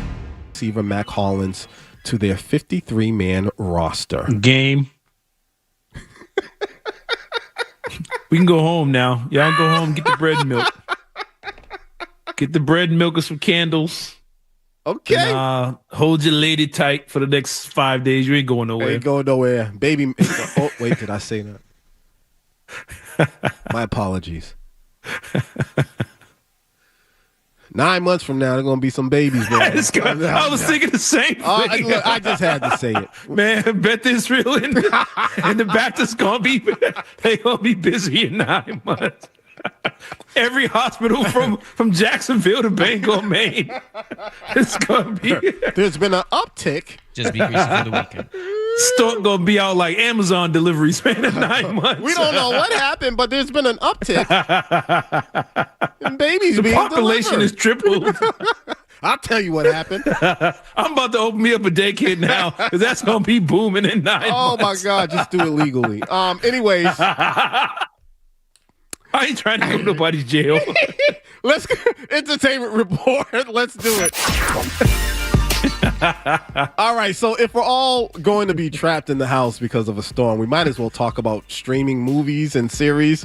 So get ready to write down some to check out. But first, gamers, WWE 2K26 is going to be added to my collection. I can already feel it, Cerrone. The official Attitude Era cover has been released, and if you grew up on it, it feels like you have no choice but to get it. I'm sorry. Nostalgia, Cerrone, as a marketing tool, it's unfair. It needs to be banned. On the cover, you've got Stone Cold, The Rock, Triple H, Kurt Angle, The Undertaker, Chyna, HBK, the Dudley Boys, Trish Stratus, Lita, and Stephanie McMahon. The game is rumored to come out around March. Moving on and staying. Just take my money. All right, staying with gaming, the racing game Forza Horizon 6 will drop May 19th. We've been able to see some gameplay. Cerrone, I know you've seen it. Cerrone, just what's your thoughts? Because yeah. Cerrone? If I'm not mistaken, I've played Forza to death. I still play it to death. I love Forza.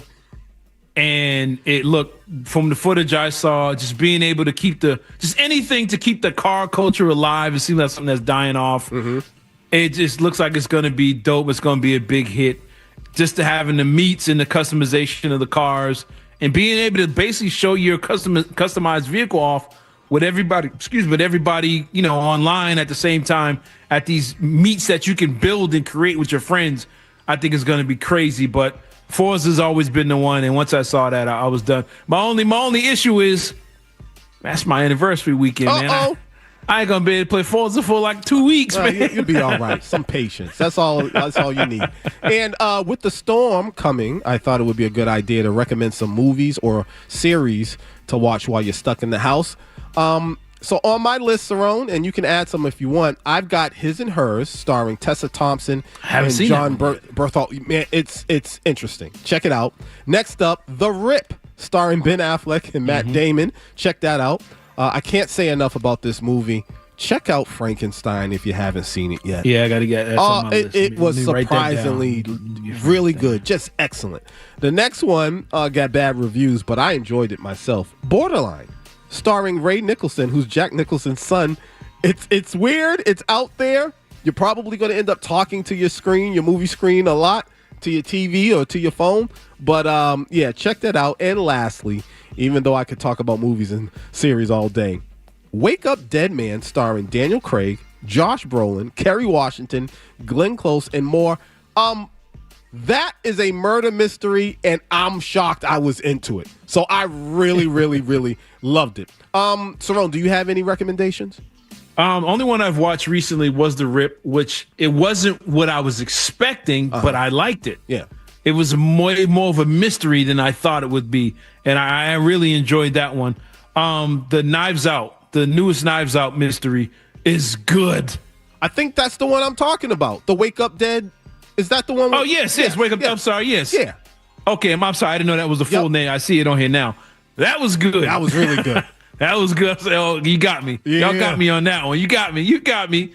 That was pretty good. And the one I haven't seen that I want to see, I can't think of what it's called. The one with the kids running off and they have to find what it is. I saw that in the I movies. have not watched it yet, but that's on my list to watch, and what's the name I of got it? to check that. Oh, and a lot of people didn't like this movie, and I got blasted for saying it was great, but I loved it. Eddington. It's a movie called Eddington with Phoenix.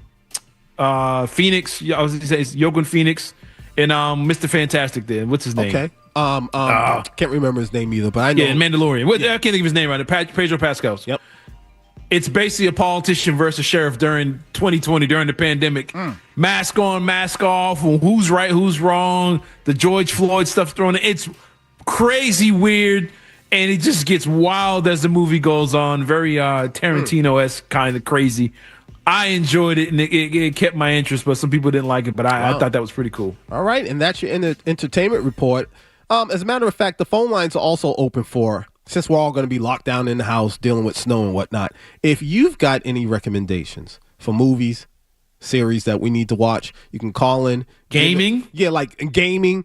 Sell us on it so that we would actually participate in watching them or playing them while we're all in trying to stay warm from this crazy snow. Anyways, let's get back to the Patriots talk. Let's see. Jimmy is on the phone. He's in Quincy. What's up, Jimmy?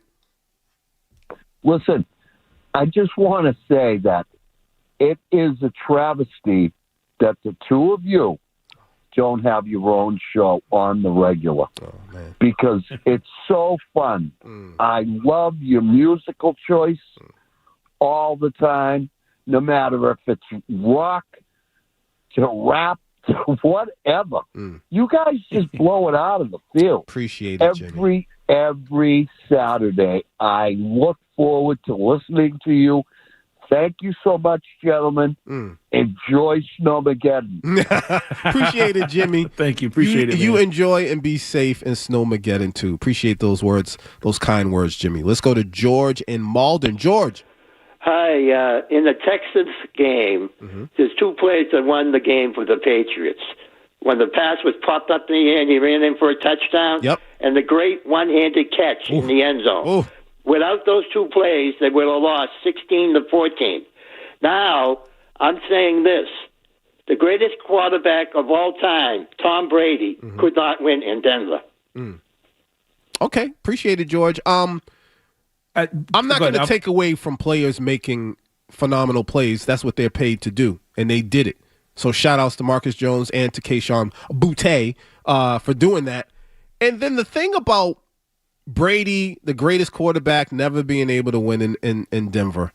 I said this before with the people who said they don't want Drake May to win the MVP because MVPs don't win Super Bowls.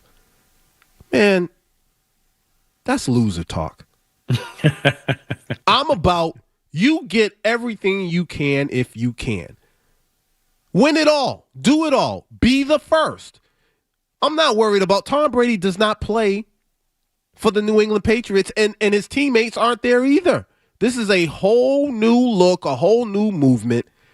The Pats weren't even supposed to be in the playoffs, according to most of us. And here they are, one game away from the Super Bowl. I'm throwing all that crap out. Cerrone? Yeah, I mean, I'm not counting all that stuff. You're talking about going up against, at the time, the Champ Bailey defenses back then when they were good, that Broncos team. When Brady faced them in 2015, man, it was DeMarcus Ware and Von Miller in their prime. Hall of Fame level guys. And the Patriots were banged up, I believe, going into that. I think they had some injuries as the game went on. But, yeah, and Peyton Manning was the quarterback. I mean, come on. That was Hall of Famers everywhere. It was a Hall of Fame talent preventing Brady from winning in Denver. And it didn't really keep the Patriots from being dominant over that time. I mean, he played them a few times in Denver, whatever. Everybody has their spots where they can't win. And Drake, man, I'm pretty sure is going to have the one thing in his career that he can't get over. But let's not put that on him. That has nothing to do with him. You know what I'm saying? The Buffalo Bills couldn't win in New England. That changed when they got Josh Allen, didn't it? Changed pretty quickly. Yeah. Things change. The Dallas Cowboys couldn't lose to nobody. That's been a thing since the 90s. But, I mean, it's things change, and we can't put old stuff on current players or whatever. That being said, Denver is a tough place to play. It's a really hard place to play. That's why when they have a decent quarterback, they're competitive. It's just an advantage that they have. And as far as the Patriots only winning because they made those 2 plays, every NFL game comes down to a play. I think the average margin of victory is what, like 4? Like every game is a play here or there. And yeah, they won. Those 2 plays gave them the W. But I would say this: 2 accurate throws by Drake May to Kyle Williams. That's 6. He beat that man twice. And Drake May, the ball drifted. Could have been the snowstorm, whatever. If it's a sunny day, those are 2 touchdowns of Kyle Williams up the sideline. And it was there over and over again. That's why they kept going to it. But every play comes down to 2 plays here or there. 2 plays is the difference between a game being tight and you being blown out. Yep. It's always 1 play here or there. If Drake May throws 3 touchdowns and Stidham throws 2, they're getting blown out. And it's a difference of 2 plays. It's always down to 1 play, 2 play here or there. Is a difference in an NFL game unless it's really lopsided and somebody's just getting destroyed and they're just getting smoked. But the Denver Broncos have the most 1-possession games in the league. Every game that they've won this season has come down to a single play. Go back and look at that Giants game. Look at the game against the Jets. What was it, 13-10? Justin Fields had 40 yards passing and had a chance to win the game in the end. Every game. Last week, they're still arguing if the Bills caught the ball or not. Right. And think about this. Josh Allen turned that Buffalo Bills offense, turned it over 5 times and still had 30 points and the ball in their hands with a chance to win it in overtime. So I don't want to hear about the altitude too much or their defense because I've saw them get destroyed by good quarterbacks. But Josh Allen, he missed his tight end. That would have been game. And if Brandon Cooks holds on to that ball and hands it to the ref, Denver Broncos aren't even playing right now. And it always comes down to a 1 play here, 1 play there between winning and losing. All right, let's take one more caller before we go to break. Jason in Connecticut. Jason. Hey, what's up, guys? Big fan. I had a video game recommendation. Okay. I've also got a television show recommendation for you. All right. Video game is a relatively new game. Have you heard of it? It's called Ark Raiders. Nope, but I'm writing it down. Yes, sir. Yeah, I have. Yeah, it's like an extraction shooter. It's very accessible. It's easy to pick up, for people who have families and jobs and real life responsibilities. It's a lot of fun. Watch some gameplay. Television show. This came out on AMC a few years back called The Terror. It's really fitting for the winter storm and cold weather we're dealing with. You're the caller of the day. Have you I thought I was the only person in the world that watched that series. It's fantastic. Oh my God. I watch it. I watch it every year during the first big storm we get just to set the mood. Fantastic show. Wow. Thanks to you, Jason.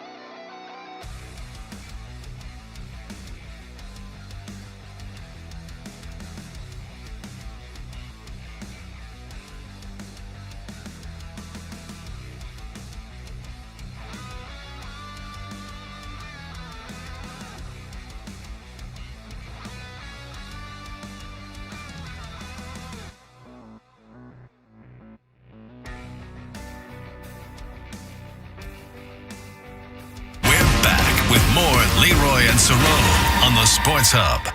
Coach, for about the past month, you've had a message to fans every single week about noise. Do you have a message for them this week with it being the final game? Well, they're going to have plenty of rest after this one. 2 weeks. Not that you guys need any extra motivation, but did you see the Sean Payton quote insinuating that Denver fans will have some extra rest for the Super Bowl? No, I ain't never seen it. He said they have 2 weeks for the rest up for the Super Bowl. Basically, insinuating I ain't seen it. Does that matter to you guys at all? Get rest in Cancun, too. At the end of the day. Wild, wild boy. The Patriots don't need any more bulletin board material. And then after that, there was Kayshon Boutte with the comeback. I don't know why he said that. He knows better. He really, really knows better. I don't care if he believes it with all his heart. You don't say that and give your opponent more motivation. I mean, they're already motivated, but more. But Cerrone, moving on from that, some are giving Sean Payton and the Broncos the coaching edge. We've kind of talked about it already, where you have some people believing, hey, yes, Stidham hasn't played in 2 years or so, 2 weeks, yeah. But because Sean Payton is his coach, he's going to coach him up so much so that he's just going to put on a phenomenal show. And yes, I'm being extra, but it's kind of like that. But Cerrone, are they correct when it comes to Sean Payton and his crew having the coaching edge? And I guess the better question is, whose coaching staff, the Patriots or the Broncos, has the advantage in this game? The Patriots. That's it. The Patriots. They have the edge. And Sean Payton, are they right about Sean Payton that he can coach it up and he's a great offensive mind? No, they're not. Sean Payton, his last year, let's see. All it takes is a little Googling. That's all it takes. Google it, help you out, people. His last year, not his last year in New Orleans, but the year before last was 2020. He had Drew Brees was his quarterback. And they lost to Tom Brady, went in and hurt and crushed their souls that year and won the Super Bowl. But with Drew Brees in that dome, they were third in offense, high scoring team in the league. He leaves, Drew Brees retires. They dropped to 19th. Oh, I thought you was the offensive mastermind, the guru. Then he's out of the league. He's on TV for a little while. Then the mastermind comes back to Denver. Without Drew Brees, wow, in the 4 seasons he's coached since, yep, they haven't been nowhere near the top 10 in offense. It's like as soon as you start to say what you're about to say, you knew what it was. It clicks. It's like, oh, yep. Yeah. Russell Wilson, they weren't top 10. No, even with Bo Nix, they're like they always hover around 16, 19 in that area. That's average, below average. That's worse than half. You're below the bottom. You're below the league average, and that's with Russell Wilson, who I know people are going to get hate for this. I think he's a Hall of Fame level quarterback. Look at all the Pro Bowls this man was in, and all that. Russell Wilson got numbers. If you look, you see it. He couldn't get numbers with Russell Wilson. He's not getting numbers with Bo Nix. So now he's supposed to hype everybody up. He's gonna be a mastermind with Jarrett Stidham. No, he's not. He hasn't shown you without Drew Brees that he is a mastermind. It's almost a similar argument that people make when it comes to Bill Belichick without Tom Brady. Does he know the game? Yes. Does he know everything inside and out? Yes. Can he call a game and game plan better than anybody? Probably. But the biggest thing that helps you out is when that quarterback is running your game plan. Right. I can tell Leroy all day long how to drive a Mustang at 200 miles an hour down the track, when to shift, when not to shift, how to corner, whatever, how to break into that turn. If he can't drive, he can't drive. It's just that simple. He can tell Stidham, hey, Gonzalez is going to be backpedaling hard on here. We're going to run that deep comeback. You put it on the left side toward the sideline. That should be a catch. You say the same thing to the receiver. If the line don't protect, if the quarterback's footwork ain't right, if his hand placement isn't right, if his elbow drops, if all these things aren't correct and the wide receiver doesn't break off correctly, the play won't work. No matter what he called or drew up, it's not going to work unless the talent makes it work. And without Drew Brees running the show, his teams have not been good offensively. They've been okay, but they weren't what they were when Drew Brees was leading that Saints offense in the dome, which was automatic when he was there. And it was like, yo, it wasn't you. It was the quarterback. And the situation now, yeah, he can call all the right stuff, but he does not have the advantage because he doesn't have the chess piece to make it work. The Patriots, Mike Vrabel, and who I think is probably one of the best offensive coordinators ever, and Josh McDaniels, they have the key chess piece. They have the guy that's going to make their game plan work, and Sean Payton doesn't. And that's the difference in this whole matchup. All right, 617-779-0985 is the number. Call in. Going back to the phones right now. Let's go to Skip in the car who, you know what, Skip? I've been feeling this way even before the playoffs. Skip. Hey, guys. What's up? Thanks for taking my call. And really quickly, I just want to say I want to thank you so much for making sports accessible to a casual fan like me, because it's very hard to keep up with some of the guys on your station over there. But you guys analyze the sport very well and make it accessible to a guy like me who doesn't really know all that much. So thank you very much. I appreciate it, Skip. The second part of this is if the Patriots get blown out tomorrow, I don't care, because they did way more than anyone ever expected them to do this year. They have done so well, and we should be very proud that Coach Vrabel and this team has taken this team from the trash heap to the Final Four. Come on. Appreciate it, Skip. I've been saying that, and I know some people are going to have a major problem with it. Cerrone, this is what I'm saying. If they lose tomorrow, I will be disappointed, but not devastated. And devastation is like, I'm still carrying around the hurt from 2007. I'm just being honest. That was bad. I still refuse to watch stings. that. I can't watch it either. I mean, most of us can't. That's devastation.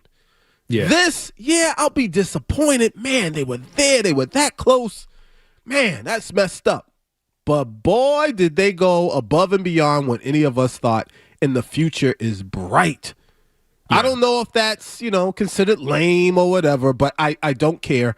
That's where I'm at. If they don't win tomorrow, I'll be disappointed, but not devastated. Yeah, and I think it's the only reason anybody's changed on that is because they keep going a step further. And you're like, wait a minute, they made it to the next round. Wait a minute. And we all said a month ago, if they at least win a game, they make it around, it's been a successful season. Yep. We all said it. You can pull up every show on this station and other stations. Everybody was pretty happy with one win or a second win, and have said they'll probably lose to Josh Allen, or even at Denver was the big one on the table. Yep. Or if Mahomes made it and they lost to Kansas City. But now that everybody's gone, it's like maybe they can make it to the Super Bowl. It's almost like the 0-1 team all over again. Like every round is like a bonus. Like we'll take it. And I think one thing is getting lost. Win or lose, this offseason, they're going to rack up. Oh, buddy. They are real sexy right now. They are sexy, and they got money. All the free agents that are sitting at home right now are like, wait a minute, I can play with that quarterback. Oh, y'all need an edge rusher? I'm here. I'm available. Y'all need linebackers? Ooh. Everybody is going to – all of a sudden now where guys, you had to pay a premium to get players to come in if they wanted to be in Massachusetts and pay taxes and all that stuff. Now you might get guys for a little discount because you're very attractive. And a lot of people are saying, well, the schedule is going to be tougher next year. Yeah, but their roster going to be a lot tougher too. They're going to have some talent on this team, and it's going to be like the transfer portal. I've made this comparison with Alex Barth for a few weeks now. They are Indiana. The Patriots are Indiana college football, the Hoosiers football team. Indiana last year lost one. Cerrone dropped. Let's go to Tom in New Hampshire. They looked unbeatable. Hey, what's up, boys? Go ahead, Tom. What's going on? What's going on? I love the show. Appreciate it. Yeah, man, the 2007 is just, that is pain, man. I can't watch it. I can't talk about it. It's just awful. Just real quick with the Arc Raiders, awesome game, and the Terror is just fantastic. And there's a book too. I don't know if you guys are book guys. The book's awesome. Absolutely. But just talking about, I think with Mac Hollins, I don't know if you guys probably saw this. I might have missed it on the update, but they activated him. Sneaky good ad. I hope he's all right, because I know he had an abdomen, so I don't know what that entails. But if he's anything close to 100%, I mean, he's a good outlet for me. I mean, you can't have too many weapons. So appreciate it, Tom. Tom, you're absolutely right. Depth is a beautiful thing.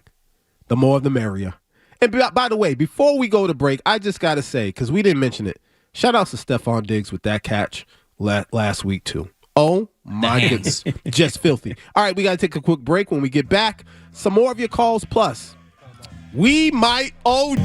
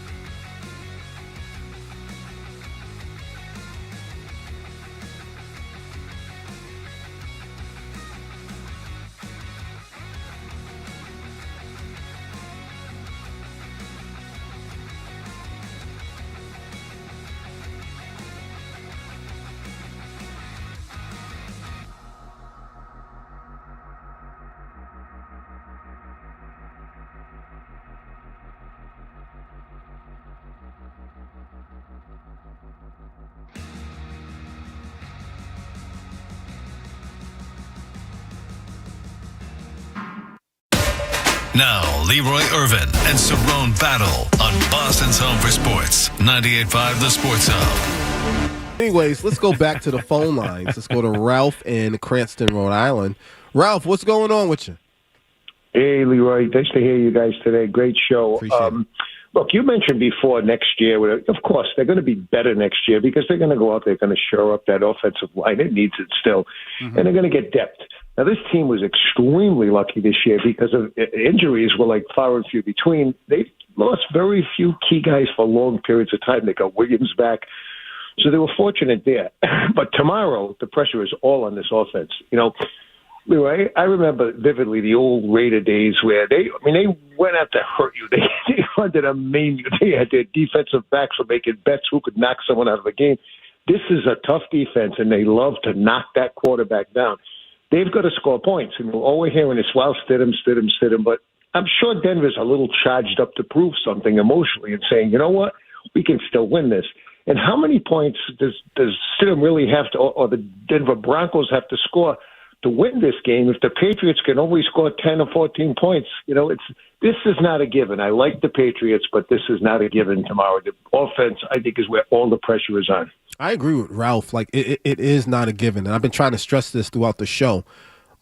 We started off the show with the comments about Stidham and Drake, that whole Palmer thing. My only thing was I just felt like that was disrespectful to Drake May. But as far as the game, oh, yeah, it's not a given that the Pats are going to win this tomorrow. They got work to do. They do. They have to play. They still have to go out there and play. They have to prove it, and they have to be consistent on their own. I think the one thing in their favor is, we look at this schedule. Like he mentioned the offense being such a key. The schedule might say one thing, but the offense has been through the best defenses in the NFL. Yep. This isn't their first rodeo against an elite defense with an elite pass rush and an elite secondary. You can go up and down the list. Even the New Orleans Saints pass defense is good. Atlanta was a good pass defense with elite edge rushers. The Cleveland Browns were a top 5 defense, especially in the passing game. We saw Myles Garrett get to Drake May 5 times by himself, and they still blew them out of the water. They beat Buffalo in Buffalo. Talk about road conditions. Buffalo was the number 1 pass defense in the league. They shut down everybody's pass offense. Drake May went into that building and won. And most recently, the Chargers, top 5. Houston, number 1. They faced the Patriots offense, has been through a gauntlet of elite defenses, especially against the pass, and that's why the sack numbers are where they're at. But they have been battle-tested against good defenses, and they still always find a way to score. They managed to get big numbers against these defenses. Drake May, I think I mentioned it before, in games he's been sacked 4 more times. I think the kid is 7-2. He wins. It's like you saw it last week. They were lighting him up, and guess when it mattered? He made the throws. I'm going to hit Pop Douglas on 4th down. I'm going to hit Diggs in traffic. I'm going to hit Booty down the sideline. All this in a snowstorm. And he's proven that against good defenses. Now the trick comes where I think the pressure's on Denver. To the call's point, I think Drake May can have a bad game. He can turn it over twice. He can throw 2 interceptions. He can fumble, whatever.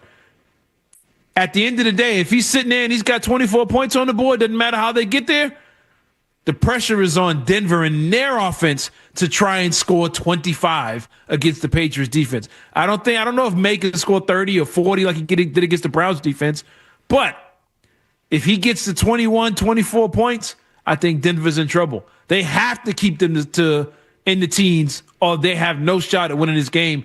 And I think only a couple of teams have kept the Patriots that low, one of them being Houston, and a snowstorm had something to do with that as well. Let's go to Josh and Lowell. Josh. Hey, what's up, gentlemen? Big fan. Sorry, a little under the weather. Oh, man, feel better. But I wanted to. Oh, thanks. I appreciate it, man. Like I said, big fan. I think that it's going to come down to the defense, obviously. I mean, it goes without saying. As long as, May can hold on to the ball, I think we'll be okay.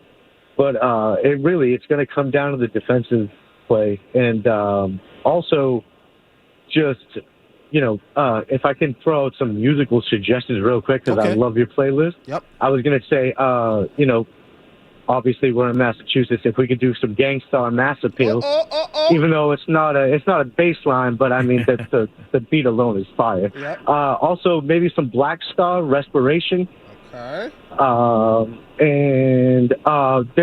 I can't remember the name of the track, but again, homegrown stuff. Esoteric with MF Doom. R.I.P. MF Doom. But there's one that's I can't remember the name of the track, but it's all good, Josh. I got you. I'm gonna write it down, good. And we're gonna do some future shows. One more before we go to break. Mike in Rockland. Mike. Hey guys, how are you? Can you hear me? Yes, sir. Yes. Hey, I got a show recommendation for you. Okay. This is the one I always tell everybody. It's probably the best show you've never heard of. It's a show called Banshee. It's about this guy who gets out of prison and takes the identity of a sheriff and is running the town as a sheriff. It's 4 seasons. It's got everything you'd want in a show if you're a guy, if you know what I'm saying. Okay. And it's just awesome. Just don't watch it when the kids are around, if you know what I mean. Appreciate it, Mike. Thanks. Listen, we got to take another break. Stay tuned for more from Leroy and Cerrone on the Sports Hub. Miller time. It only happens if you make it happen. So say hello with some beers. Make the plans. Live a little. Because legendary moments start with a light.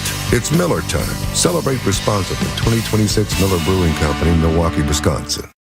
This is Sean Grandy, voice of the Celtics. Tune in tonight at 7:30 for Star Market Celtics Tonight. And check out the Star Market app. Earn rewards and save on your groceries and gas with Star Market for you. Download the Star Market app today. Go shopping, get rewarded. Star Market, the official supermarket of the Boston Celtics radio network. A sewer line backup at your home or office never happens at a good time. It's vital to have it cleared quickly and, if necessary, repaired. At Super Service today, all of their drain cleaning services include a free camera inspection. This allows this trained technician to locate the exact problem, like a broken pipe, and offer on-the-spot solutions to repair the issue. Day or night, always done right. Visit superservicetoday.com. Get it done. Get it done right. Get it done right away. Call Super Service Today. This year, push your limits for a purpose. Join us for the 10th annual Be Fit Challenge as we come together to support the Pets for Vets program at Clear Path for Veterans New England. The Canine team will be running every stair at the TD Garden in Boston, with all funds raised going directly to the Clear Path Canine program, helping provide obedience-trained emotional support dogs to veterans facing challenges like PTSD, anxiety, and depression. To learn more or to donate, visit the Clear Path for Veterans New England at clearpathne.org and support the 10th annual Be Fit Challenge. Imperial Cars' $75 million clearance event is going on now. Over $10 million of discounts, 2,000 vehicles discounted up to $15,000, including hundreds of new and used cars, trucks, and SUVs. Plus, introducing Imperial Subaru in North Attleboro. Same great team, same great customer service. Hurry in. When they're gone, they're gone.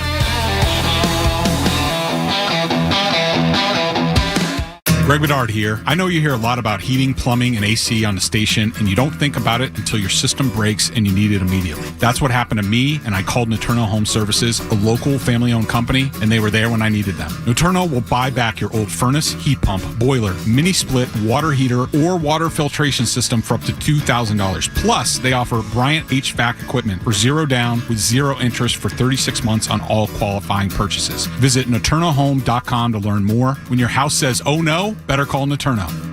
Hey guys, it's David Andrews. If you're headed to a game this season or just looking for the best Italian food in Boston, then you gotta go see my guy Massimo and Aria Trattoria in the North End, located on Hanover Street. Let Massimo and his team do their thing with family-style feasts, prime meats, local seafood, homemade.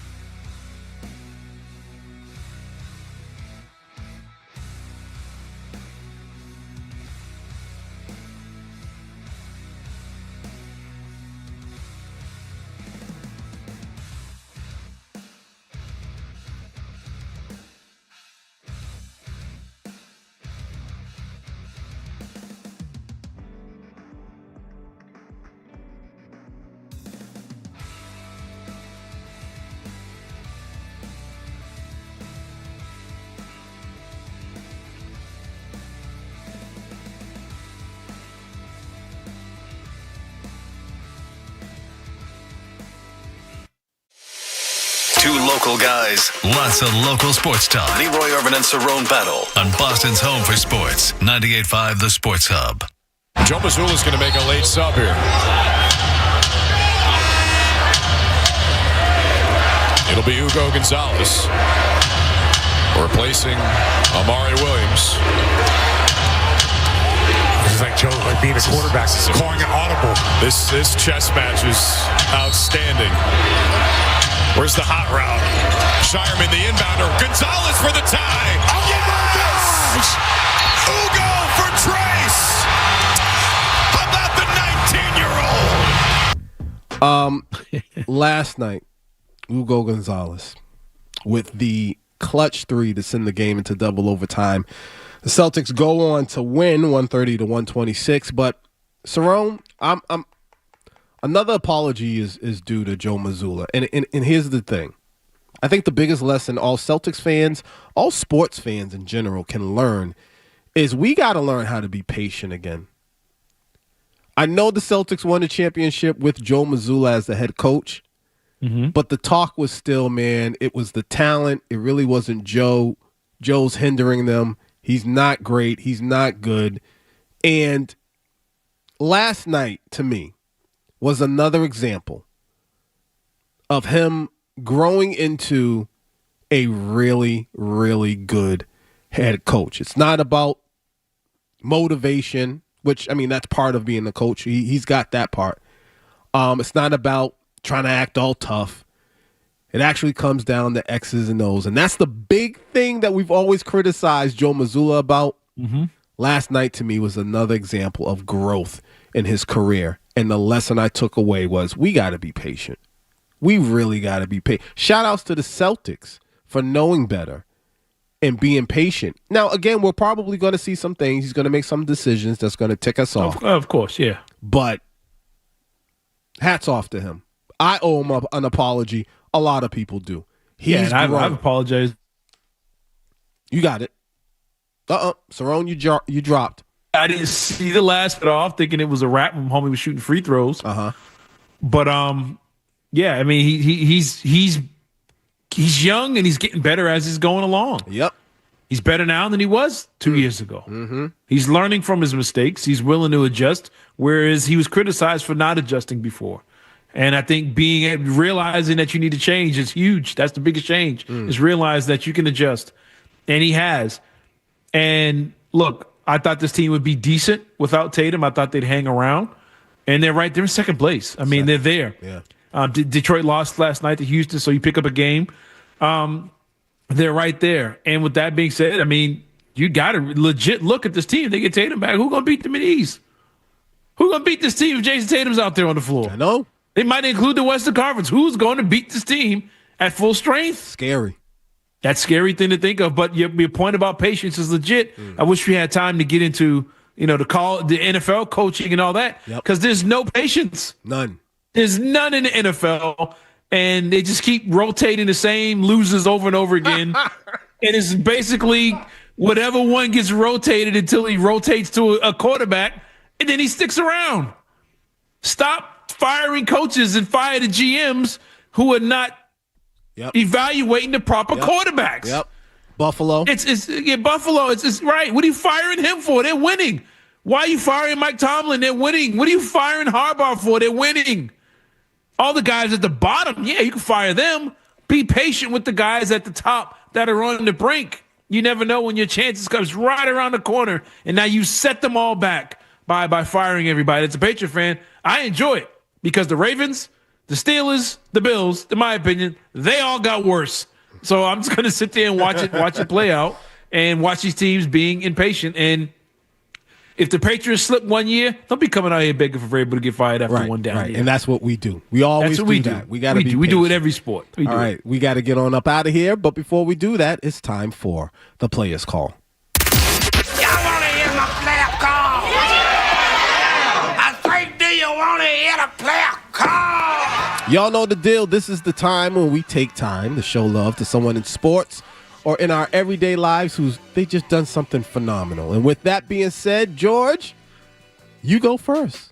Well, I'm going to defer here. I had one originally, but I'll keep it saved for Mr. Cerrone, over there in the Carolinas. If I am going to choose one, I'll follow up and piggyback off of what you guys were mentioning there, particularly you, Leroy, and apologize for Joe Mazzulla. I have been a proponent of Mazzulla ball, anti-Mazzulla ball, this and that. You have changed my opinion on you for this season. And I thought this would be a measuring stick as well. So Jaylen Brown being rightfully discussed in All-NBA and the MVP discussion. So he's making me proud as well. But particularly a tip of the cap to head coach of the Boston Celtics, Joe Mazzulla. You get the player's call today. All right. Cerrone, I'm going to go next. My player's call goes to LeBron James. What?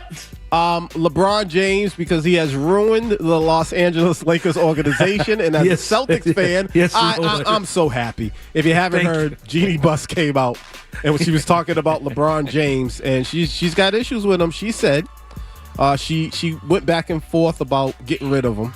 She grumbled about his outsized ego.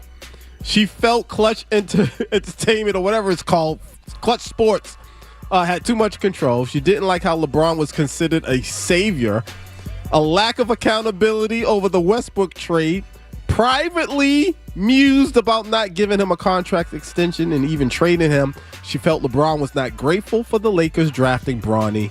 And, I mean, it just goes on and on and on. And if you haven't heard, hey, George, you got that LeBron clip? George isn't in there, but LeBron did respond. And as a Celtics fan, I'm just happy because the Lakers are falling apart. Yeah, if you could, real quick.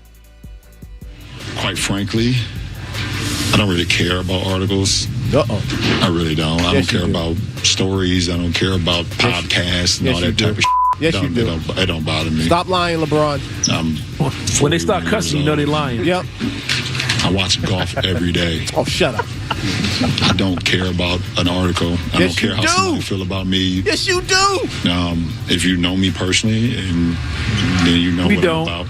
These guys know what I'm about, and that's all that matters. I can care less how somebody feel about me. He's lying. Anyway, Cerrone. If he didn't, he never would have left Cleveland the first time. Right, Cerrone. Or the second time. Who you got?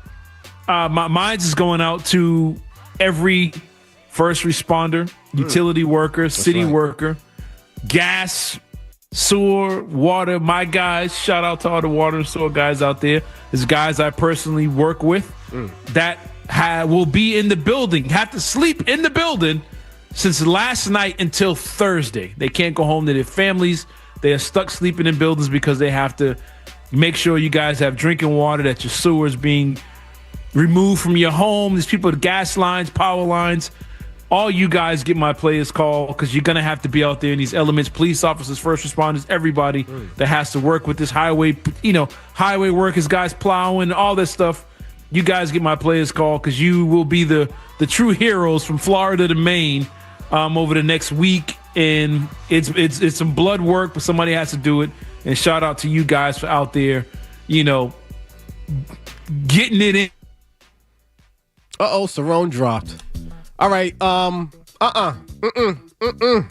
happened? Oh, sorry. Go ahead, Cerrone. I'm just saying, just shout out to the guys that are doing all this work so we can continue our lives like nothing has changed over the next week while we deal with storms, ice, flooding, all the things that are going to be going on. Like I said, I don't know how much you heard. First responders, city workers, water workers, cops, everybody that's out there working and going to be away from their families over the next, several days. So you guys get my players call, and you guys respect these guys out here working. There you go. And don't let your older neighbors be out there shoveling. Send them kids out there and clean them driveways and clean them cars off. Yep. And you don't want to see nobody out there in those conditions. So players call out to all you guys. There you go. All right, we are out of here. You guys be safe. Go Pats. You got to love them. Go Pats. Get it done. Like I always say, live good, eat good, and please show your fellow man the utmost respect on behalf of... wait a minute. George and Cerrone battle. We've been celebrating